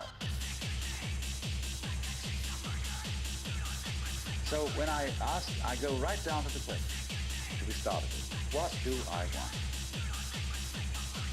The answer is I don't know. When Bodhidharma was asked, who are you? Which is another form of the same question. He said, I don't know. Planting flowers to which the butterflies come. Bodhidharma says, I know not. I don't know that.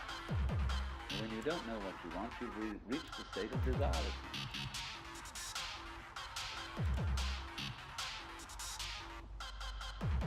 When you really don't know. You see, there's a beginning stage of not knowing, and there's an ending stage of not knowing. In the beginning stage, you don't know what you want because you haven't thought about it, or you've only thought superficially. Then when somebody forces you to think about it and go through it and say, yeah, I think I like this, I think I like that, I think I like the other, there's the middle stage. Then you get beyond that. Say, is that what I really want? In the end you say, no, I don't think that's it. I might be satisfied with it for a while, and I wouldn't turn my nose up at it. But it's not really what I want. Why don't you really know what you want? Two reasons that you don't really know what you want. Number one, you have it. Number two, you don't know yourself, because you never can.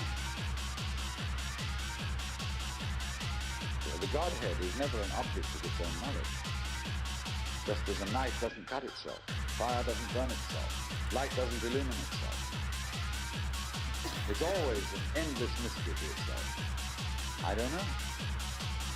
And this I don't know, uttered in the infinite interior of the spirit. Like anything that rubs you the wrong way. I go for like a minimal. This I don't know. It's the same thing as I love, I let go, I don't try to force or control. It's the same thing as humility.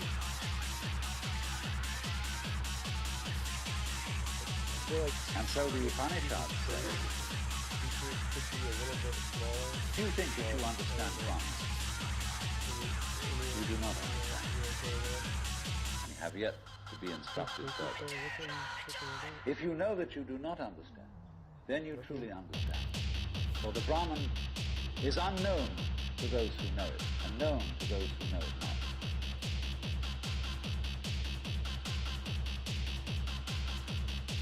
And the principle is that any time you, as it were, voluntarily let up control, in other words, cease to cling to yourself, you have an access of power. Because you're wasting energy all the time in self-defense, trying to manage things, trying to force things into one's free will. The moment you stop doing that, that wasted energy is available. And therefore, you are, in that sense, having that energy available, you are one with the divine principle. You have the energy. When you're trying, however, to act as if you were God, that is to say, you don't trust anybody and you're the dictator and you have to keep everybody in line, you lose the divine energy. Because what you're doing is simply defending yourself. So then, the principle is, the more you give it away, the more it comes back. Now you say, I don't have the courage to give it away. I'm afraid.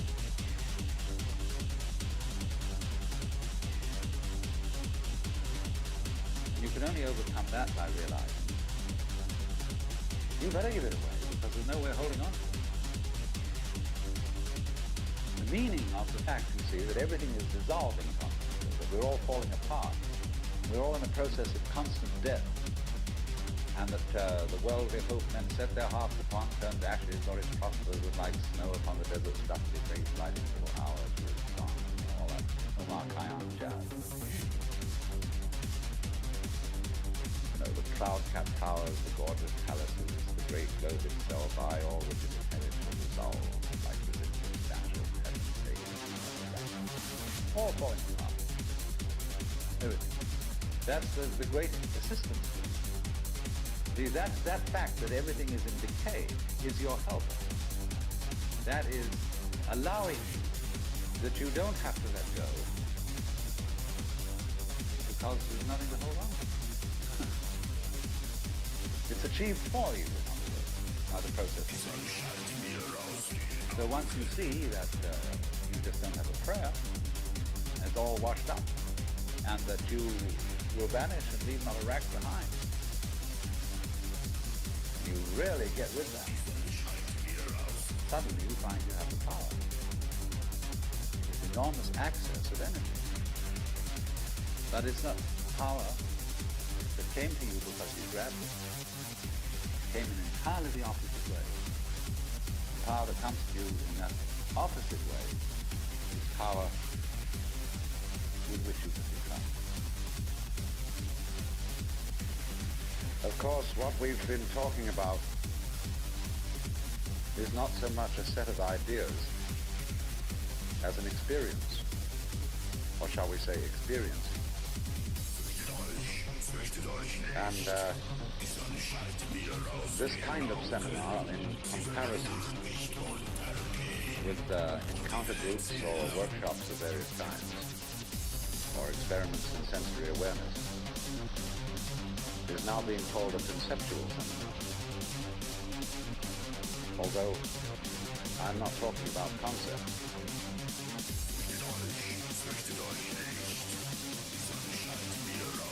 But the crucial question arises that an understanding, a real feeling understanding of the polar relationship between the individual and the world is something that operates, as we say, in your bones, and isn't just a view that you hold or a belief that you hold. It's so curious that the emphasis of the Western tradition in religion is primarily upon right belief. Do you believe in the right dogmas, the right doctrines? And only secondarily upon right action. Because what you believe is, in Christianity at any rate, far more important than what you do, because one is saved through faith, not by works. And early in its history, the Christian church rejected the movement in the church which had been known as Gnosticism, from the Greek gnosis, which means knowledge. And in a way, there were some sound reasons for doing so, because the Gnostics were what I would call anti-materialists. They divided human beings into three classes that were called, respectively, pneumatic, psychic, and hylic.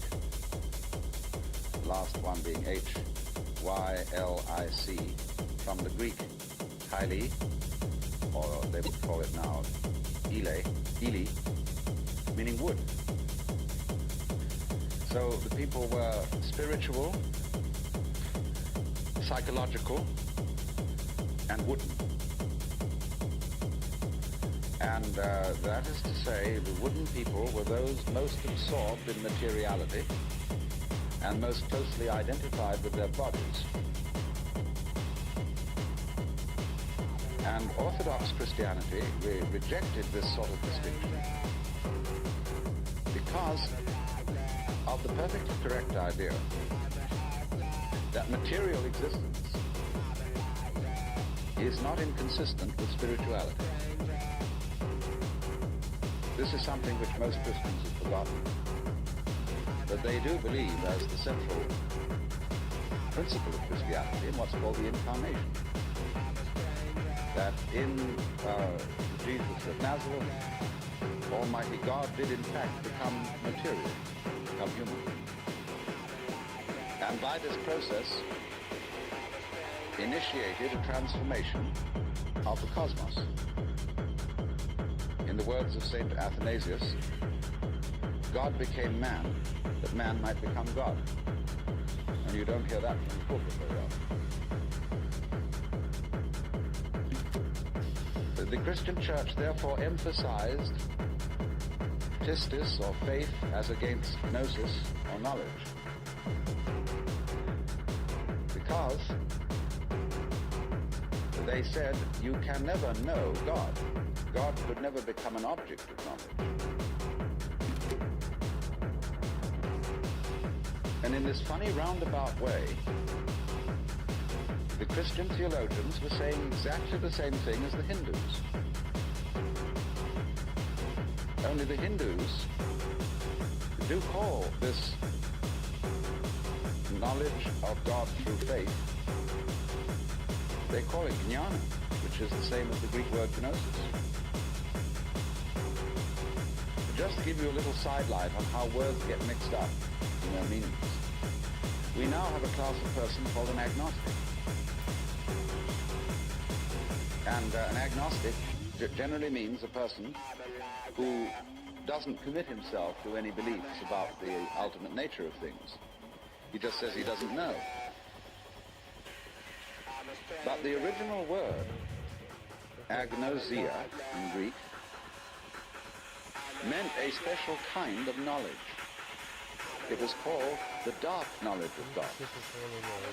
The knowledge of God in the cloud of unknowing, to use the title of a mystical treatise written by an anonymous 14th century English monk. This monk derived his ideas from a very mysterious figure who wrote under the name of Dionysius the Areopagite. Dionysius was a 5th or 6th century Syrian monk who had learned his mysticism from Porphyry, who got it from Plotinus, who was a Neoplatonist, and who probably got a great deal of stimulation from the intellectual world of Alexandria. And Alexandria, in the early years of the Christian era, was a tremendous exchange place between East and West. Buddhist monks visited Alexandria. It was one of the great centers of trade between Rome and India. And as you may know, all Rome's gold eventually went to India for the purchase of pepper. And as a result of this, the Roman economy collapsed. They bought too much luxury from India. India, in exchange, got Roman architecture. And you see a lot of Roman architecture in Indian temples. But Alexandria was the great center for the Gnostics and for Christian theology. And some of the greatest theologians, Clement, Origen, Athanasius, St. Cyril, all worked out of Alexandria. But now going back to this strange monk, Dionysius, it was he who first put around the idea in Christian circles that there was such a thing as the knowledge of God by faith, by agnosia, really, by unknowing. And he, in a book which he wrote, a very short book called The Theologia Mystica, he wrote a treatise on the higher knowledge of God, which might be quoted directly from the Upanishads in certain parts of it. The last section of it reads like the Mandukya Upanishad, because it's a series of negations. It says what God is not. And he goes very far, because he says that God is not one.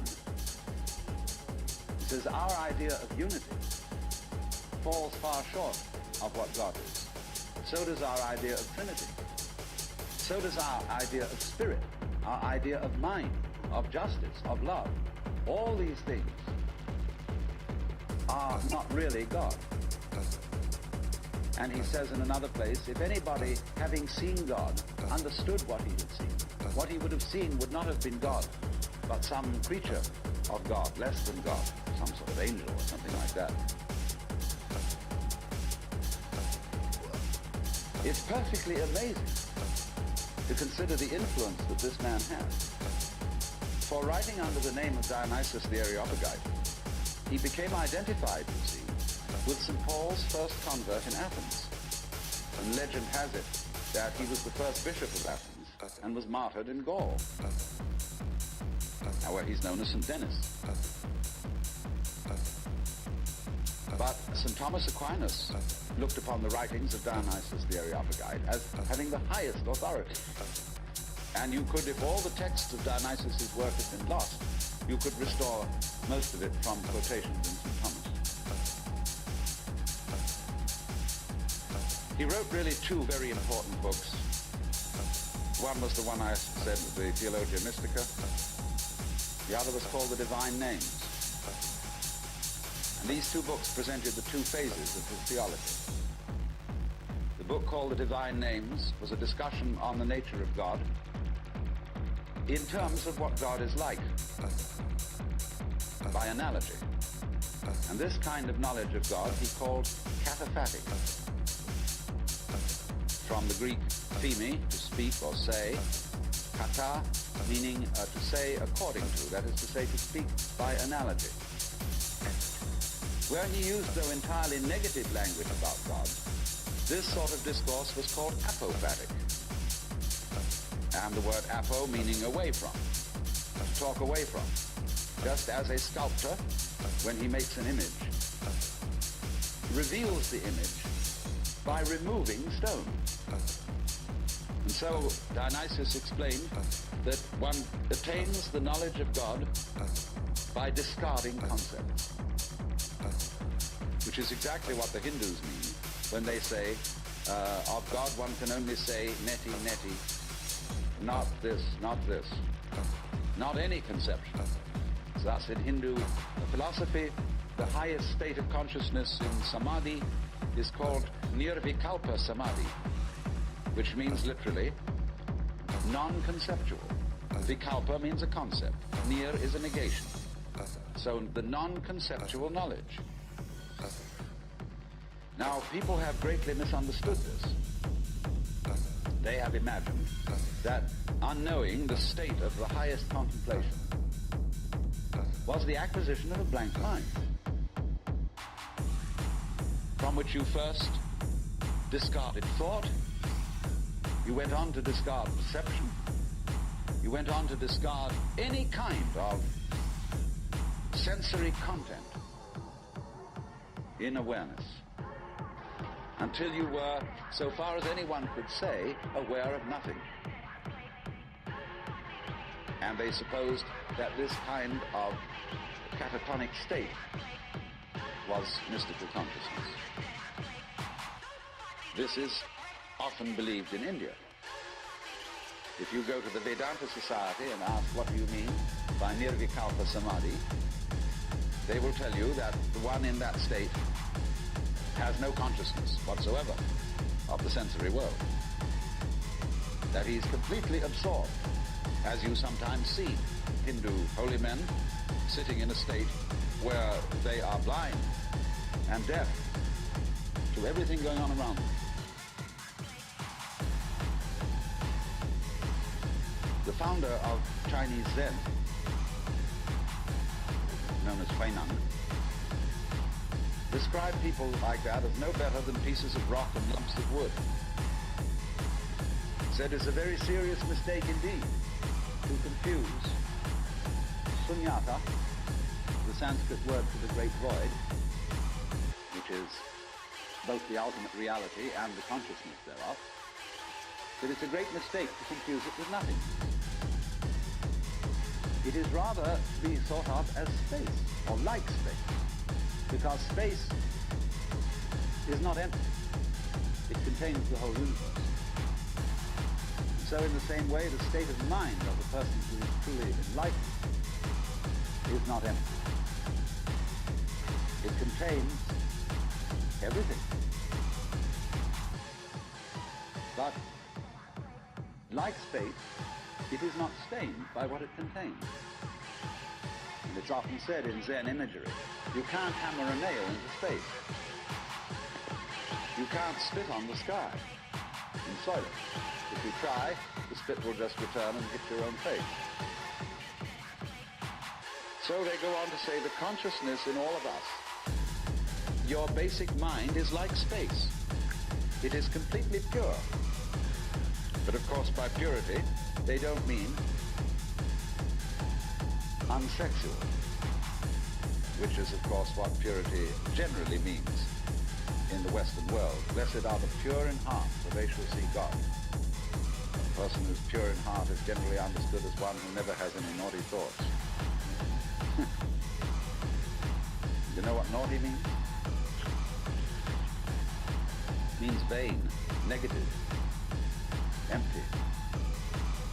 A naughty person, therefore, is one who doesn't amount to anything. It's just nothing. That's the real meaning. But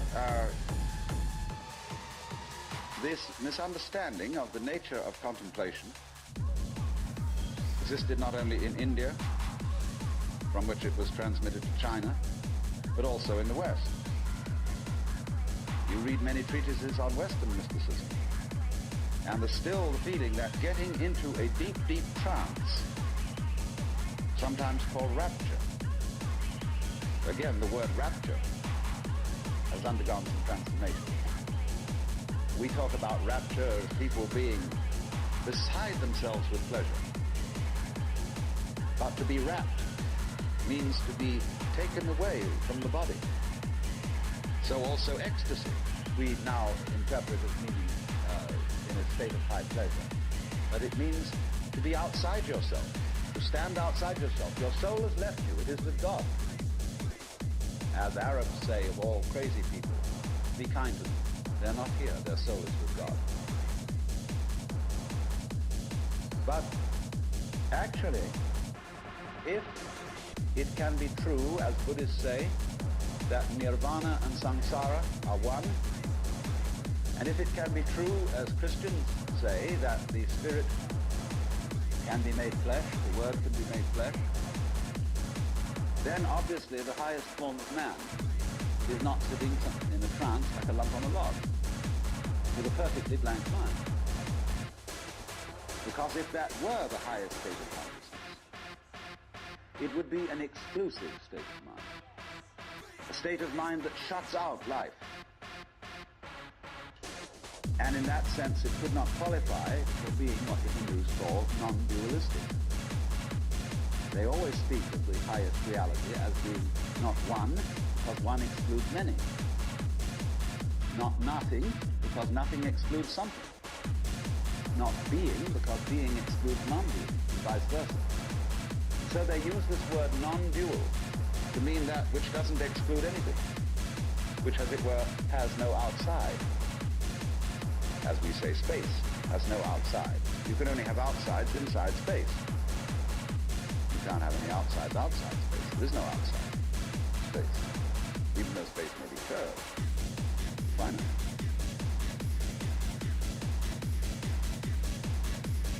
So,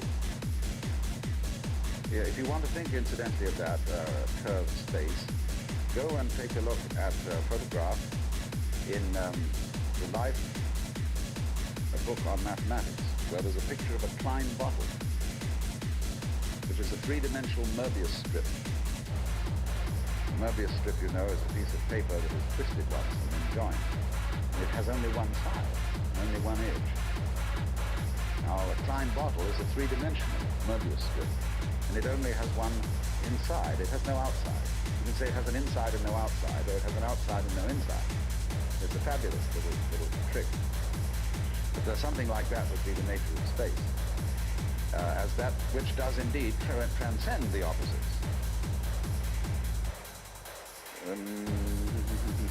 Not quite. No, we'd have to do one extra move on a surface to make it into a Klein bottle.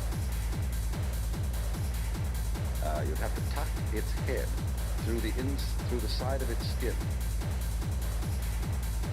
and make the aperture through the mouth continuous with the inside of the serpent towards the tail, you see. That's more or less what a Klein bottle is. So, what I'm getting to, I'm giving you something out of the general history of religions to show that what has been meant by the mystical state of samadhi or awakening in certain traditions, is not this state of trance, but a state of consciousness in which you can perfectly well carry on your daily affairs. And of course, what is meant by a bodhisattva as the ideal type of Buddhist person is that he is not wrapped, that he is actively engaged in the life of the world, because he has gone beyond the illusion that nirvana is to be found away from everyday life. So what is then the point of meditation? Why meditate? Why do you have to crawl up into a hole, or go to a Zen monastery, or retire and be quiet, when this is only a withdrawal? Is there anything to be said for it? Well, meditation is, in that sense, as a practice, as a discipline, is a very curious problem. Because from one point of view it's a help, and from another point of view a hindrance. And I think we have to understand, first of all, that meditation exercises are medicinal rather than dietary. The same could be said of LSD. A medicine, not a diet. Something that is described in Zen as when you want to open a door, or summon someone to open the door for you, you pick up a brick and you knock on the door. But you don't carry the brick into the house. When you need a raft for crossing a stream, you cross the stream on the raft, but you leave the raft on the bank at the other side. You don't go carrying it around. But a lot of people, when they get into meditation, or they get into religion, or into any kind of exploration of this sort, turn the door into a revolving door and keep on going round and round and round and never get through. They say what a gas it is to be in this revolving door. So then a good definition of a parasite the person who goes through a revolving door on someone else's push.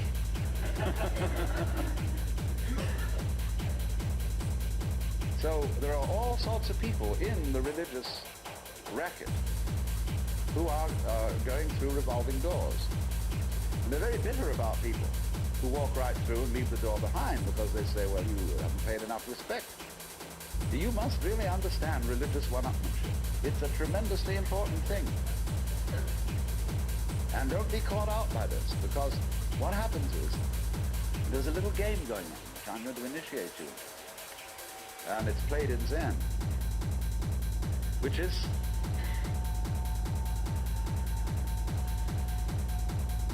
it works like this. If you go to a teacher and ask for spiritual instruction, or even if you come to a seminar like this, you are, by doing that, confusing yourself. Because you are looking for what you're asking for outside, as if someone else could give it to you, as if you didn't have it. So the teacher knows that as long as you do that, you haven't understood. But he doesn't just tell you to go away. Or he may sometimes just say, go away, I'm too busy. And in any case, I can't tell you anything. Well, people won't take that for an answer. They won't take no for an answer. And furthermore, if he just said, go away, they would just find some other teacher who would exploit them and maybe keep them as followers for years and acquire a great deal of money by so doing. But what he does is another thing. He tries to give them a put down, as if to say, you have a great long distance to go yet. Your attainment is not at all perfect. And they're always talking about other sects and other schools and saying, well, they haven't really got the point, see?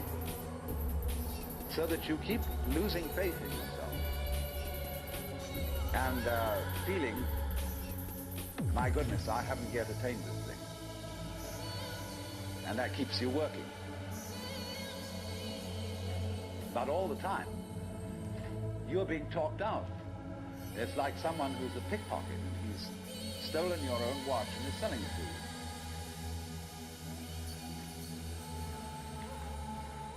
But just so long as you can be talked out of yourself, you deserve to be.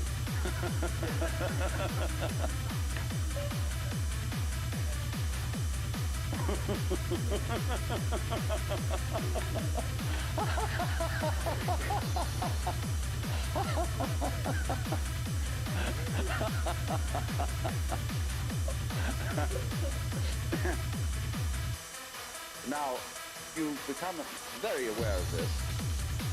If you ever do momentarily slip into some sort of mystical experience, you become aware of this tremendous gamesmanship going on. And you see it as sort of continuous with all sorts of cosmic games that are going on, of creatures eating other creatures up, and the creatures that get eaten, of course, transform themselves into the creatures that eat them, and then in turn eat other creatures. And you see the whole hide-and-seek game going on, and then you realize very clearly that the state of development that you are in now is no better and no worse than anybody else's state. Because it's like space again. Which planet is in, or which star is in the best position? Well, it's all equal. They're all in the middle. Any one can be considered as the center one. Any point on a sphere is the center of the surface of the sphere. So, in the same way, everybody, in all his behavior, whatever he's doing, whether we call him from a certain point of view sick, or whether we call him healthy, whether we call him good or bad, neurotic, normal, psychotic, sane, all the manifestations are just like the leaves on the trees. And in each being in a unique way is, as Christians would say, manifesting the will of God.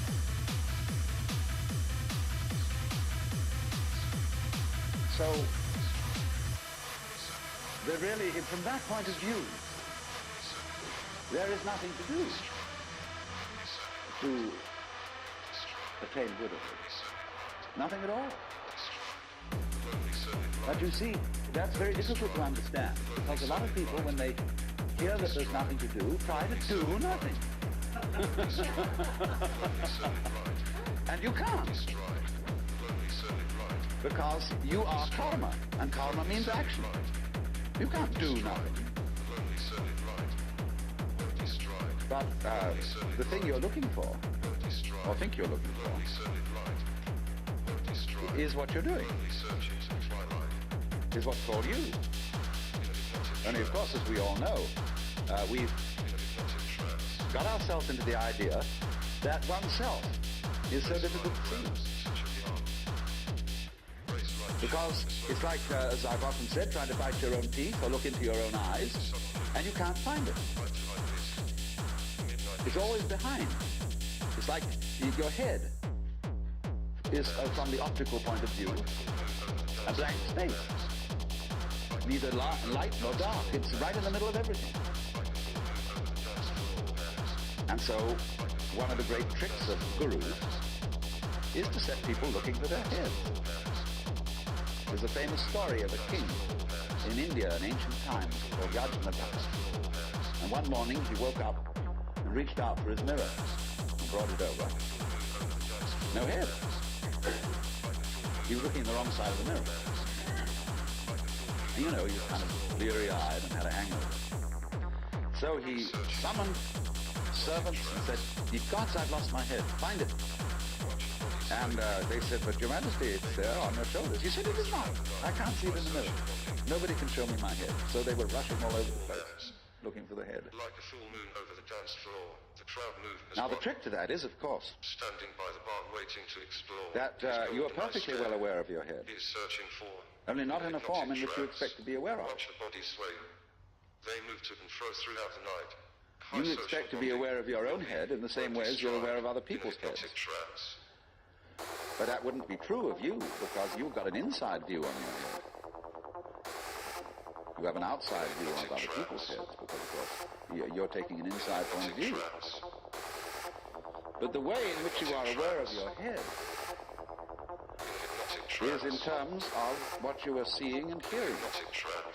Because all sights and all sounds are what the nerves inside your head are doing. That's how to be aware of one's head. You are aware, therefore, of yourself, the mysterious self that you have, in terms of experience. Because there isn't really any difference.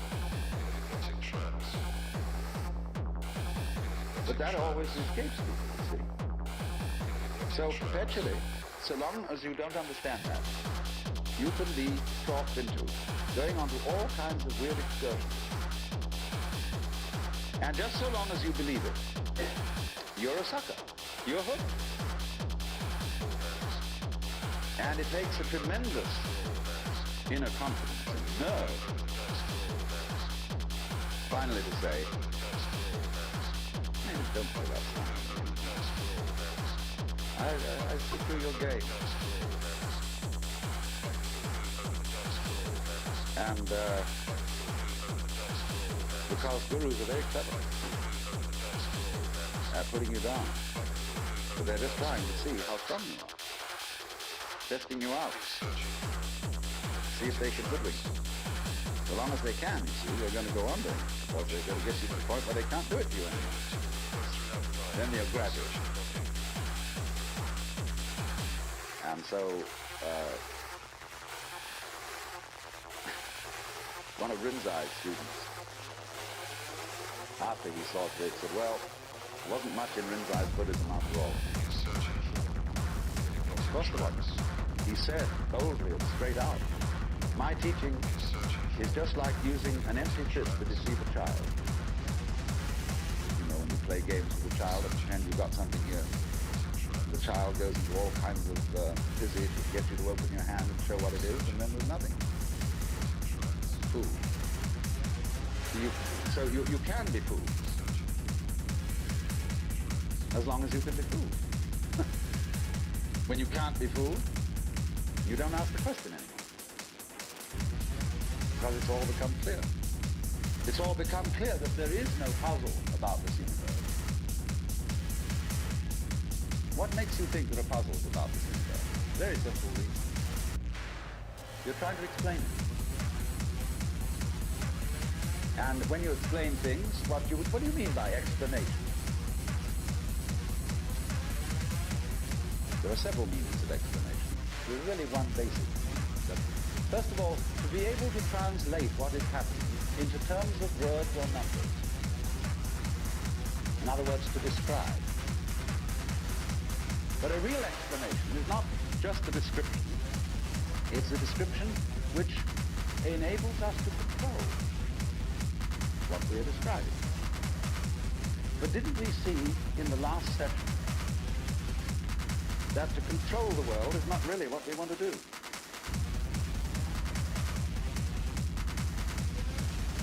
So that if all explanations have as their function enabling us to control things, then maybe an explanation isn't what we wanted. And furthermore, you can very simply see that what makes things complicated is explaining. When somebody explains to you how a flower works, and he's a great botanist, and analyzes all the innards of the flower, and shows the channels, the fibers, the processes of reproduction, and so on that go on in it, everybody stands fascinated. See, how complicated that is. How clever God must have been to create that flower, to have all that complexity there. It isn't complicated at all. It's only complicated when you start thinking about it. Because the vehicle of words is a very clumsy one. And when you try to talk about the processes of nature, what is complicated is not the processes of nature, but trying to put them into words. That's as complicated as trying to drink up the ocean with a fork. It takes forever. And so this intense complexity that we see in it is created by our attempt to analyze it all. And so what we do is when we analyze, we use our eyes and ears as scalpels. We dissect it. And we have to put a label on every piece we chop off. So we scalpelize and we get it right down to atoms. Getting finer and finer, and we suddenly thought, well, we got to the end of it, because the word atom means what is not cuttable. Atomos. But then we found we could cut the atom. And lo and behold, big fleas had little fleas upon their backs to bite. And it goes on forever. There is no end to the minuteness which you can unveil through physical investigation. For the simple reason that the investigation itself is what is chopping things into pieces. And the sharper you can sharpen your knife, the finer you can cut it. And the knife of the intellect is very sharp indeed. And the sophisticated instruments that we can now make, well, there's probably no limit to it. But in a way, all that is vain knowledge. In a way. Because you see, what it does is it gives you the illusion that you've solved your problem. When you have controlled certain things and you have solved certain problems, practical problems, you say, fine, more of that, please. Let's go on solving problems. And then you do. You create a world of people, as we are today, far more comfortable than people who lived in the 19th century. Just remember the troubles of going to a dentist when you were children. some of you when you were children, of medicine, of badly heated homes, of all sorts of things that we don't put up with anymore. But the problem is we keep running into this thing that all constant stimulations of consciousness become unconscious. Trying to finger bang girls. And when we take it as a matter of course to have certain consciousness, then we switch the level on which we worry. When you solve a whole set of problems, people find new ones to worry about. And after a while, you begin to get that haven't we been here before feeling. Aren't we just going round on a cycle and doing the same old thing over and over and over again because we don't realize that we're chasing our own tails?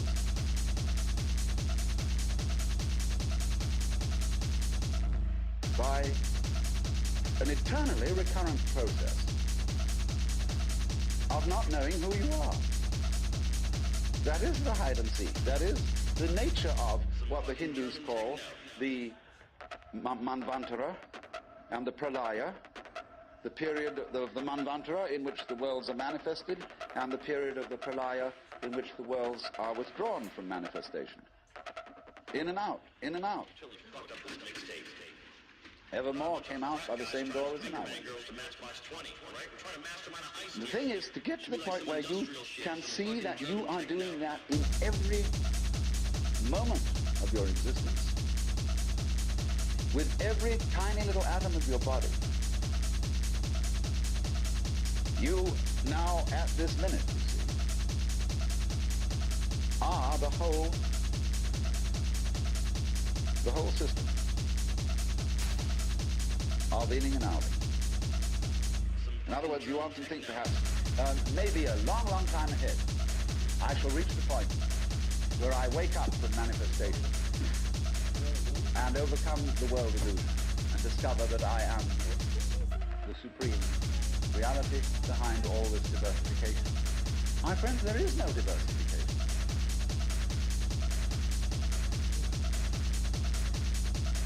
In other words, what you call diversification is your game. In the same way as you chop the thing and then you say it is made of pieces. Or you forget that you cut it. So when you see the world as complicated and that there are life problems and that you might one day succeed, see, hundreds and hundreds of people are running like mad after something that they thought that is success and they have no idea what it is. Some fucking German techno. So in exactly the same way, the Guru is keeping you running and running after spiritual attainment. You don't know what you want. This is where Krishnamurti is so clever.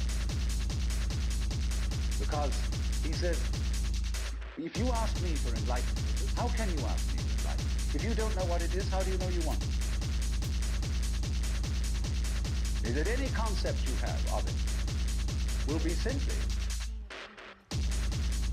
a way of trying to perpetuate the situation you're already in. If you think you know what you're going on, what you already know, what you've already experienced, therefore that's not it, is it? Because you say you're looking for something quite new. But what do you mean new? What's your conception of something new?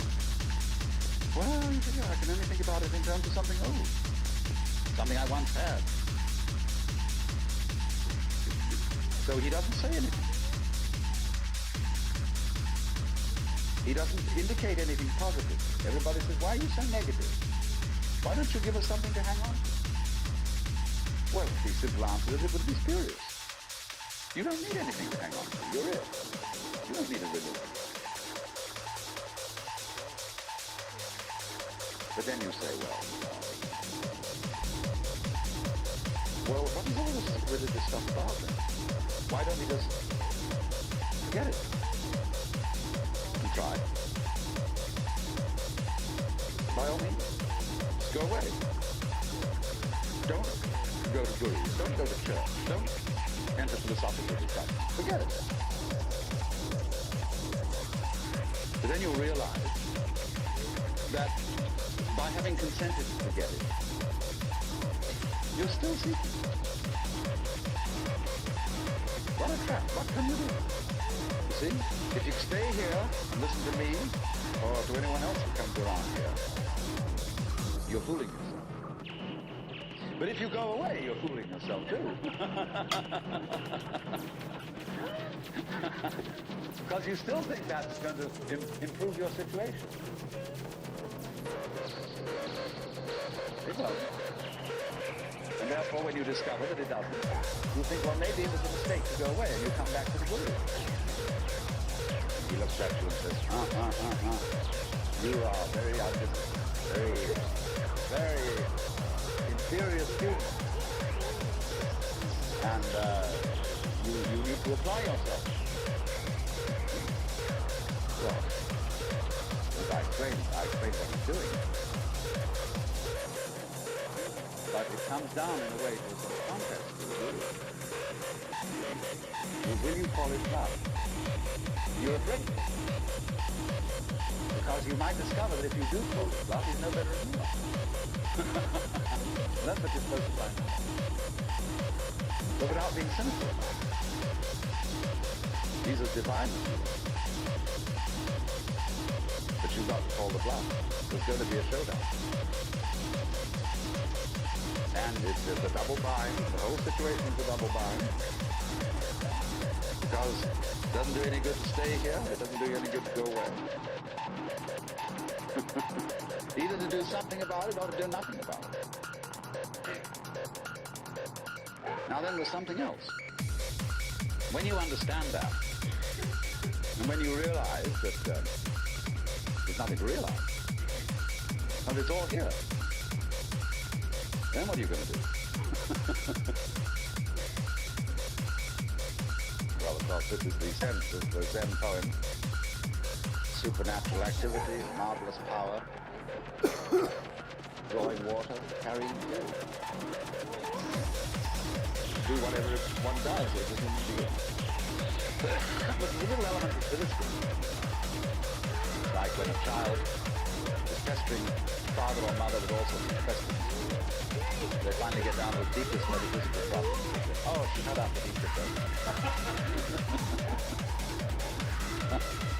And I wouldn't say that. Because life, as one looks at it, is in fact a celebration of itself. When you look out at the night at the stars, and you really wonder, what is it all about? Well, it's a flower. And it's celebrated by everything. It's whoopee. And the whole world is whoopee. It's a kind of exuberance. And therefore the proper function of religion is digging this. It's not seeking it. It's not seeking it. But is, in a way, thanksgiving. That's why, of course, the Christians were right in calling Mass the Eucharist, the Thanksgiving. Only they had such a complicated way of thinking about it that nobody could understand it. So there is in religion, all religious exercises, whether they are meditative or whether they are ritualistic, are whoopee. They are not something you do in order to attain anything. They are like art forms, like dancing. They are expressive of attainment, of the attainless attainment. So here's another hang-up for you. When you go to Mr. Suzuki, who runs the Zen Center, he's a good disciple of Dogen, who brought Zen, a certain school of Zen to Japan in the 13th century. Dogen said, you can't sit and meditate unless you're already a Buddha. In which case, why meditate? Well, meditation is just the way a Buddha sits. And he called this sitting just to sit, not to attain enlightenment. The minute you do that, you see, you're not meditating.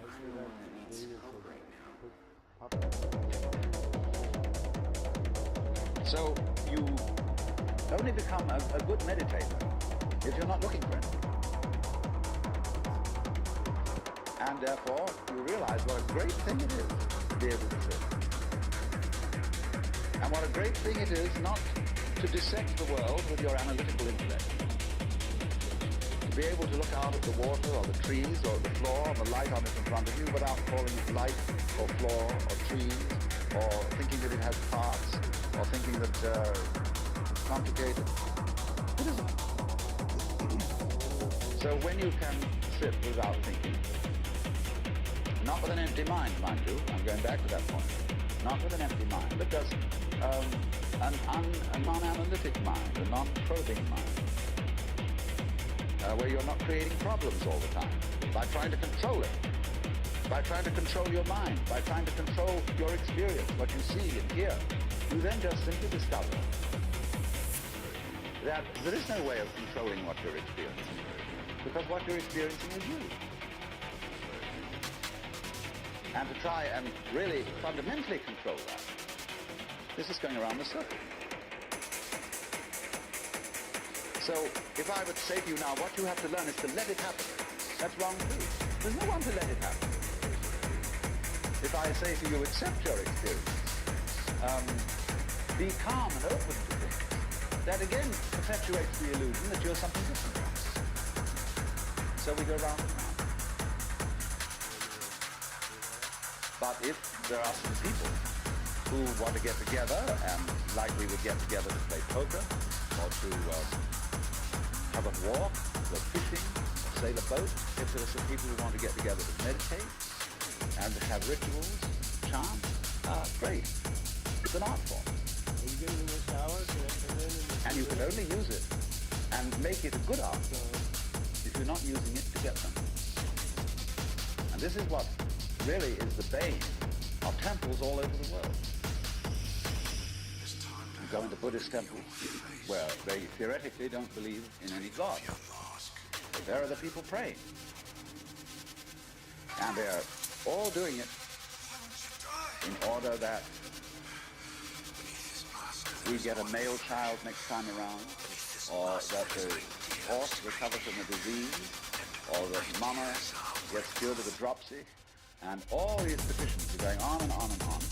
People always coming to the temple to ask for something. Lowbrow people for lowbrow things. Highbrow people for highbrow things. And there all the vendors sit outside and sell souvenirs and magic and charms, and all the people go in and do this. And all these serious priests sitting there, really having to keep up face and say, yes, we can't provide these services.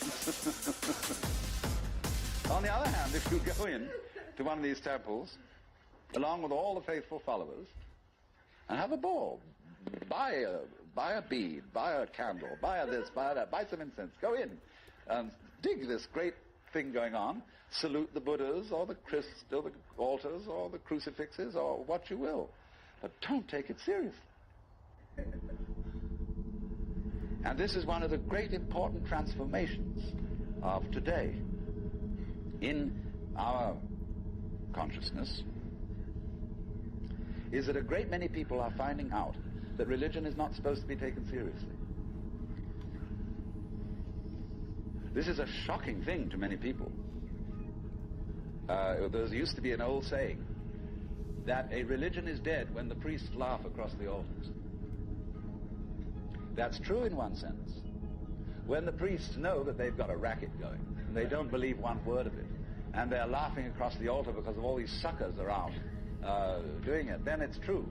The religion is dead. But when the priests laugh at the altars because they're having such fun, because this whole scene is so beautiful, well, it's the difference between some stuffy old Buddhist priest humming a sutra and Allen Ginsberg chanting a sutra. That's a thing to hear. Because the priests are going, no, they go on for interminably. It's a bore. They're sick of it. But they get paid for it. This is magical. But when Allen Ginsberg chants the sutra, everybody gets in a circle and he gets these little bells and they get going. It's just like a jam session where everybody is absolutely delighted. Well, that's the way to do it. And if you can't do it that way, forget it. Yeah. Yep.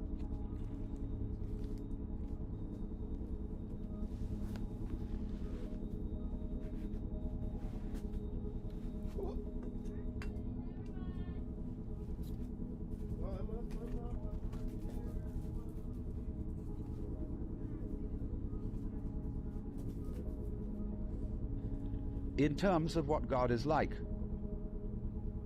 by analogy. And this kind of knowledge of God he called cataphatic.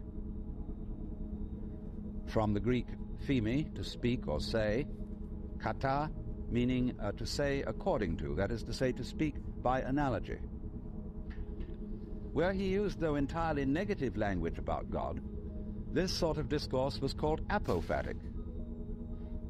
And the word apo meaning away from, to talk away from. Just as a sculptor, when he makes an image, reveals the image by removing stone. And so Dionysius explained that one attains the knowledge of God by discarding concepts, which is exactly what the Hindus mean when they say, of God one can only say neti, neti, not this, not this, not any conception. So thus in Hindu philosophy, the highest state of consciousness in samadhi is called nirvikalpa samadhi, which means literally non-conceptual. Vikalpa means a concept. Nir is a negation. So the non-conceptual knowledge. Now, people have greatly misunderstood this. They have imagined that unknowing the state of the highest contemplation was the acquisition of a blank mind, from which you first discarded thought, you went on to discard perception, you went on to discard any kind of sensory content in awareness, until you were, so far as anyone could say, aware of nothing. And they supposed that this kind of catatonic state was mystical consciousness. This is often believed in India.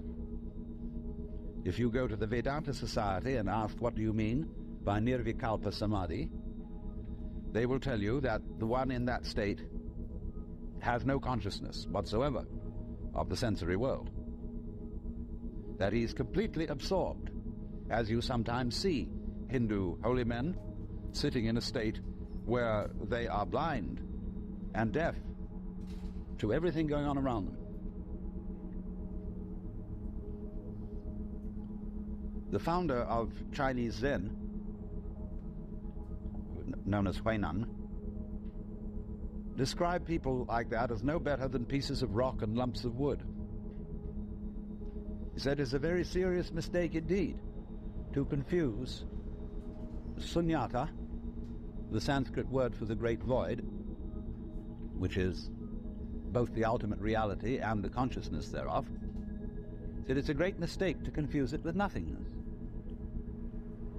It is rather to be thought of as space, or like space, because space is not empty. It contains the whole universe. And so in the same way, the state of mind of a person who is truly enlightened is not empty. It contains everything. But like space, it is not stained by what it contains. And it's often said in Zen imagery, you can't hammer a nail into space. You can't spit on the sky and soil it. If you try, the spit will just return and hit your own face. So they go on to say the consciousness in all of us, your basic mind is like space. It is completely pure. But of course by purity, they don't mean unsexual, which is of course what purity generally means in the Western world. Blessed are the pure in heart, for they shall see God. A person who's pure in heart is generally understood as one who never has any naughty thoughts. You know what naughty means? Means vain, negative, empty. A naughty person, therefore, is one who doesn't amount to anything. There's just nothing. That's the real meaning. But this misunderstanding of the nature of contemplation existed not only in India, from which it was transmitted to China, but also in the West. You read many treatises on Western mysticism, and there's still the feeling that getting into a deep, deep trance, sometimes called rapture. Again, the word rapture has undergone some transformation. We talk about rapture as people being beside themselves with pleasure. But to be rapt means to be taken away from the body. So also ecstasy, we now interpret as meaning in a state of high pleasure. But it means to be outside yourself, to stand outside yourself. Your soul has left you, it is with God. As Arabs say of all crazy people, be kind to them. They're not here, their soul is with God.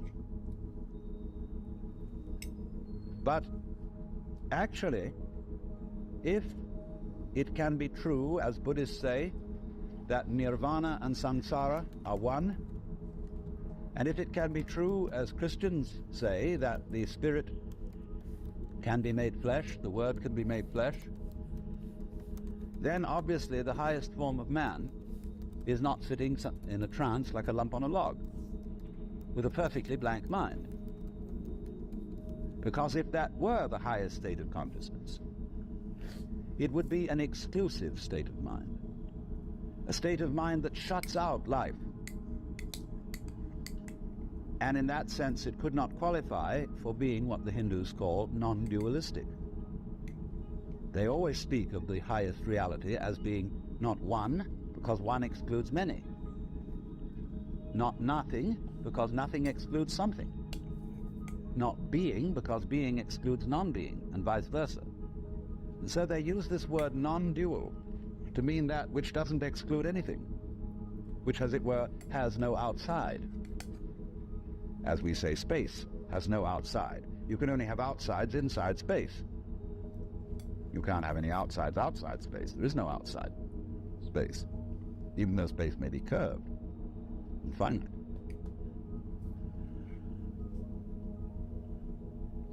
So, yeah, if you want to think, incidentally, of that curved space, go and take a look at a photograph in the Life, a book on mathematics, where there's a picture of a Klein bottle, which is a three-dimensional Möbius strip. A Möbius strip, you know, is a piece of paper that is twisted once and then joined, and it has only one side and only one edge. Now, a Klein bottle is a three-dimensional Möbius strip, and it only has one inside. It has no outside. You can say it has an inside and no outside, or it has an outside and no inside. It's a fabulous little trick. But something like that would be the nature of space, as that which does indeed transcend the opposites. Not quite. No, we'd have to do one extra move on a serpent to make it into a Klein bottle. You'd have to tuck its head through the side of its skin and make the aperture through the mouth continuous with the inside of the serpent towards the tail, you see. That's more or less what a Klein bottle is. So,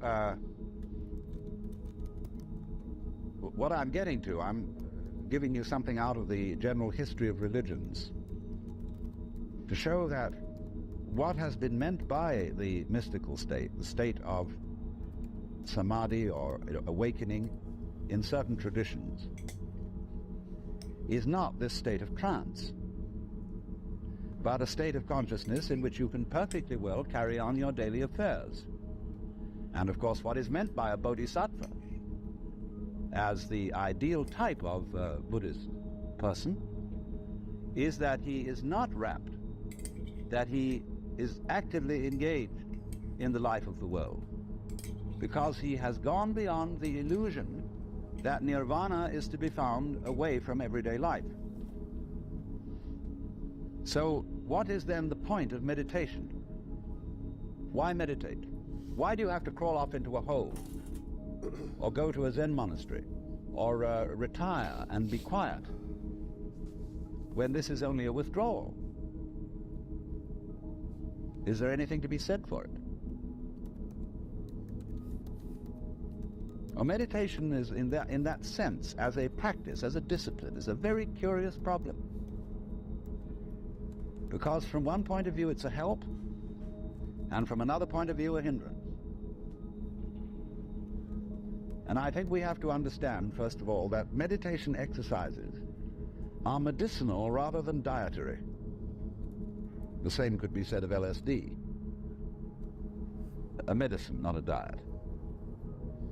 Something that is described in Zen as when you want to open a door, or summon someone to open the door for you, you pick up a brick and you knock on the door, but you don't carry the brick into the house. When you need a raft for crossing a stream, you cross the stream on the raft, but you leave the raft on the bank at the other side. You don't go carrying it around. But a lot of people, when they get into meditation, or they get into religion, or into any kind of exploration of this sort, turn the door into a revolving door and keep on going round and round and round and never get through. They say what a gas it is to be in this revolving door. So I think a good definition of a parasite is the person who goes through a revolving door on someone else's push.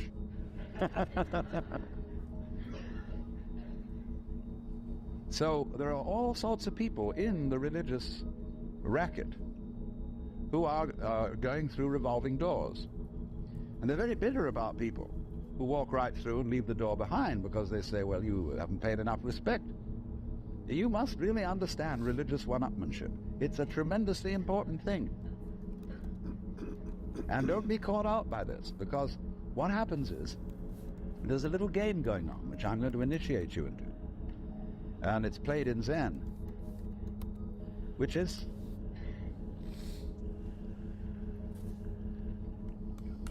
it works like this. If you go to a teacher and ask for spiritual instruction, or even if you come to a seminar like this, you are, by doing that, confusing yourself, because you are looking for what you're asking for outside, as if someone else could give it to you, as if you didn't have it. So the teacher knows that as long as you do that, you haven't understood. But he doesn't just tell you to go away. Oh, he may sometimes just say, go away, I'm too busy. And in any case, I can't tell you anything. Well, people won't take that for an answer. They won't take no for an answer. And furthermore, if he just said go away, they would just find some other teacher who would exploit them and maybe keep them as followers for years and acquire a great deal of money by so doing. But what he does is another thing. He tries to give them the put down, as if to say, you have a great long distance to go yet. Your attainment is not at all perfect. And they're always talking about other sects and other schools and saying, well, they haven't really got the point, you see? So that you keep losing faith in yourself and feeling, my goodness, I haven't yet attained this thing. And that keeps you working. But all the time, you're being talked out. It's like someone who's a pickpocket and he's stolen your own watch and is selling it to you.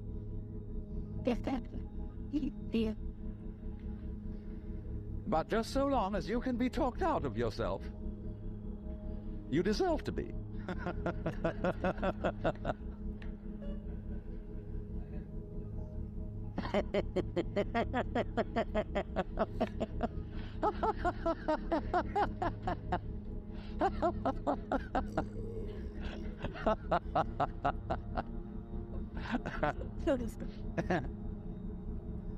Now, you become very aware of this if you ever do momentarily slip into some sort of mystical experience.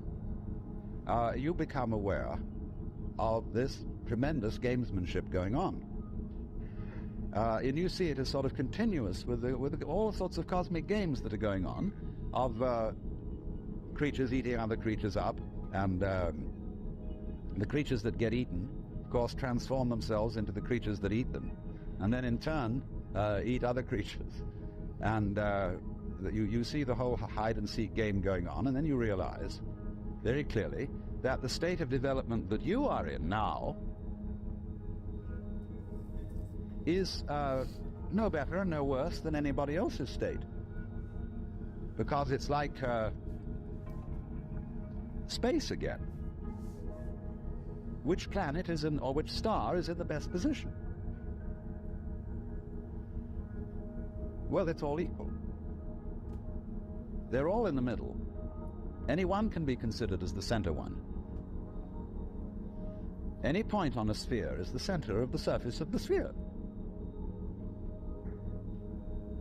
So, in the same way, everybody, in all his behavior, whatever he's doing, whether we call him from a certain point of view sick, or whether we call him healthy, whether we call him good or bad, neurotic, normal, psychotic, sane, all the manifestations are just like the leaves on the trees. And in each being in a unique way is, as Christians would say, manifesting the will of God.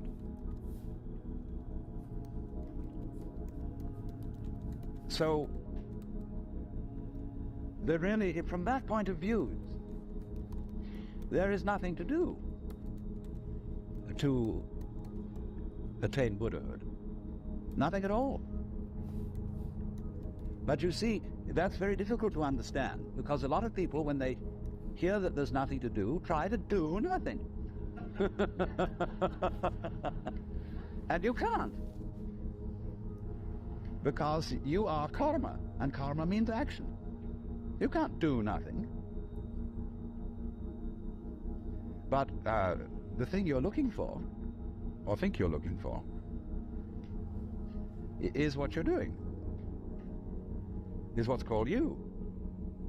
Only, of course, as we all know, we've got ourselves into the idea that oneself is so difficult to see. Because it's like, as I've often said, trying to bite your own teeth or look into your own eyes, and you can't find it. It's always behind. It's like your head is, from the optical point of view, a blank space. Neither light nor dark. It's right in the middle of everything. And so, one of the great tricks of gurus is to set people looking for their heads. There's a famous story of a king in India in ancient times called Yajnadatha. And one morning he woke up and reached out for his mirror and brought it over. No head. He was looking in the wrong side of the mirror. And you know, he was kind of bleary-eyed and had a hangover. So he summoned servants and said, "Gods, I've lost my head. Find it." And they said, "But Your Majesty, it's there on your shoulders." He said, "It is not. I can't see it in the mirror. Nobody can show me my head." So they were rushing all over the place, looking for the head. Now the trick to that is, of course, that you are perfectly well aware of your head, only not in a form in which you expect to be aware of it. You expect to be aware of your own head in the same way as you're aware of other people's heads. But that wouldn't be true of you, because you've got an inside view on your head.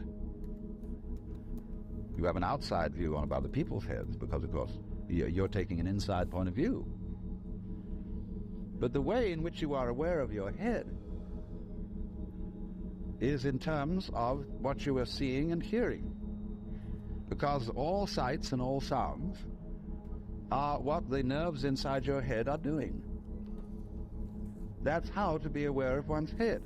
You are aware, therefore, of yourself, the mysterious self that you have, in terms of experience. Because there isn't really any difference. But that always escapes people, you see. So perpetually, so long as you don't understand that, you can be talked into going on to all kinds of weird excursions. And just so long as you believe it, you're a sucker. You're hooked. And it takes a tremendous inner confidence and nerve finally to say, "Man, don't pull that stunt on me anymore. I see through your game." And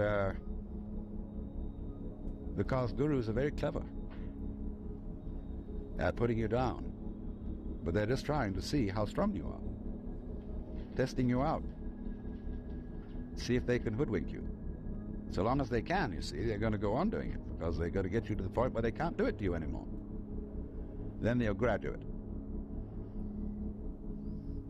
And so one of Rinzai's students, after he saw through it, said, "Well, there wasn't much in Rinzai's Buddhism after all." Of course there wasn't. He said boldly and straight out, "My teaching is just like using an empty fist to deceive a child." You know, when you play games with a child and pretend you've got something here, and the child goes into all kinds of tizzy to get you to open your hand and show what it is, and then there's nothing. Fooled. So you can be fooled, as long as you can be fooled. When you can't be fooled, you don't ask the question anymore, because it's all become clear. Lao Tzu puts it in this way: the great Tao flows everywhere, both to the left and to the right. It loves and nourishes all things, but does not lord it over them. And when merits are accomplished, it lays no claim to them. The more, therefore, you relinquish power, trust others, the more powerful you become, but in such a way that instead of having to lie awake nights controlling everything, you do it beautifully by trusting the job to everyone else. And they carry it on for you. So you can go to sleep at night and trust your nervous system to wake you up in the morning. You can even tell it, "I want to wake up at 6 o'clock," and it'll wake you up just like an alarm clock. This seems a sort of paradox to say this, but the principle of unity, of coming to a sense of oneness with the whole of the rest of the universe, is not to try to obtain power over the rest of the universe. That will only disturb it and antagonize it and make it seem less one with you than ever. The way to become one with the universe is to trust it as another, as you would another, and say, "Let's see what you're going to do." But in doing that, you see, in saying that to everything else that you have been taught to think is not you, you are also saying it to yourself.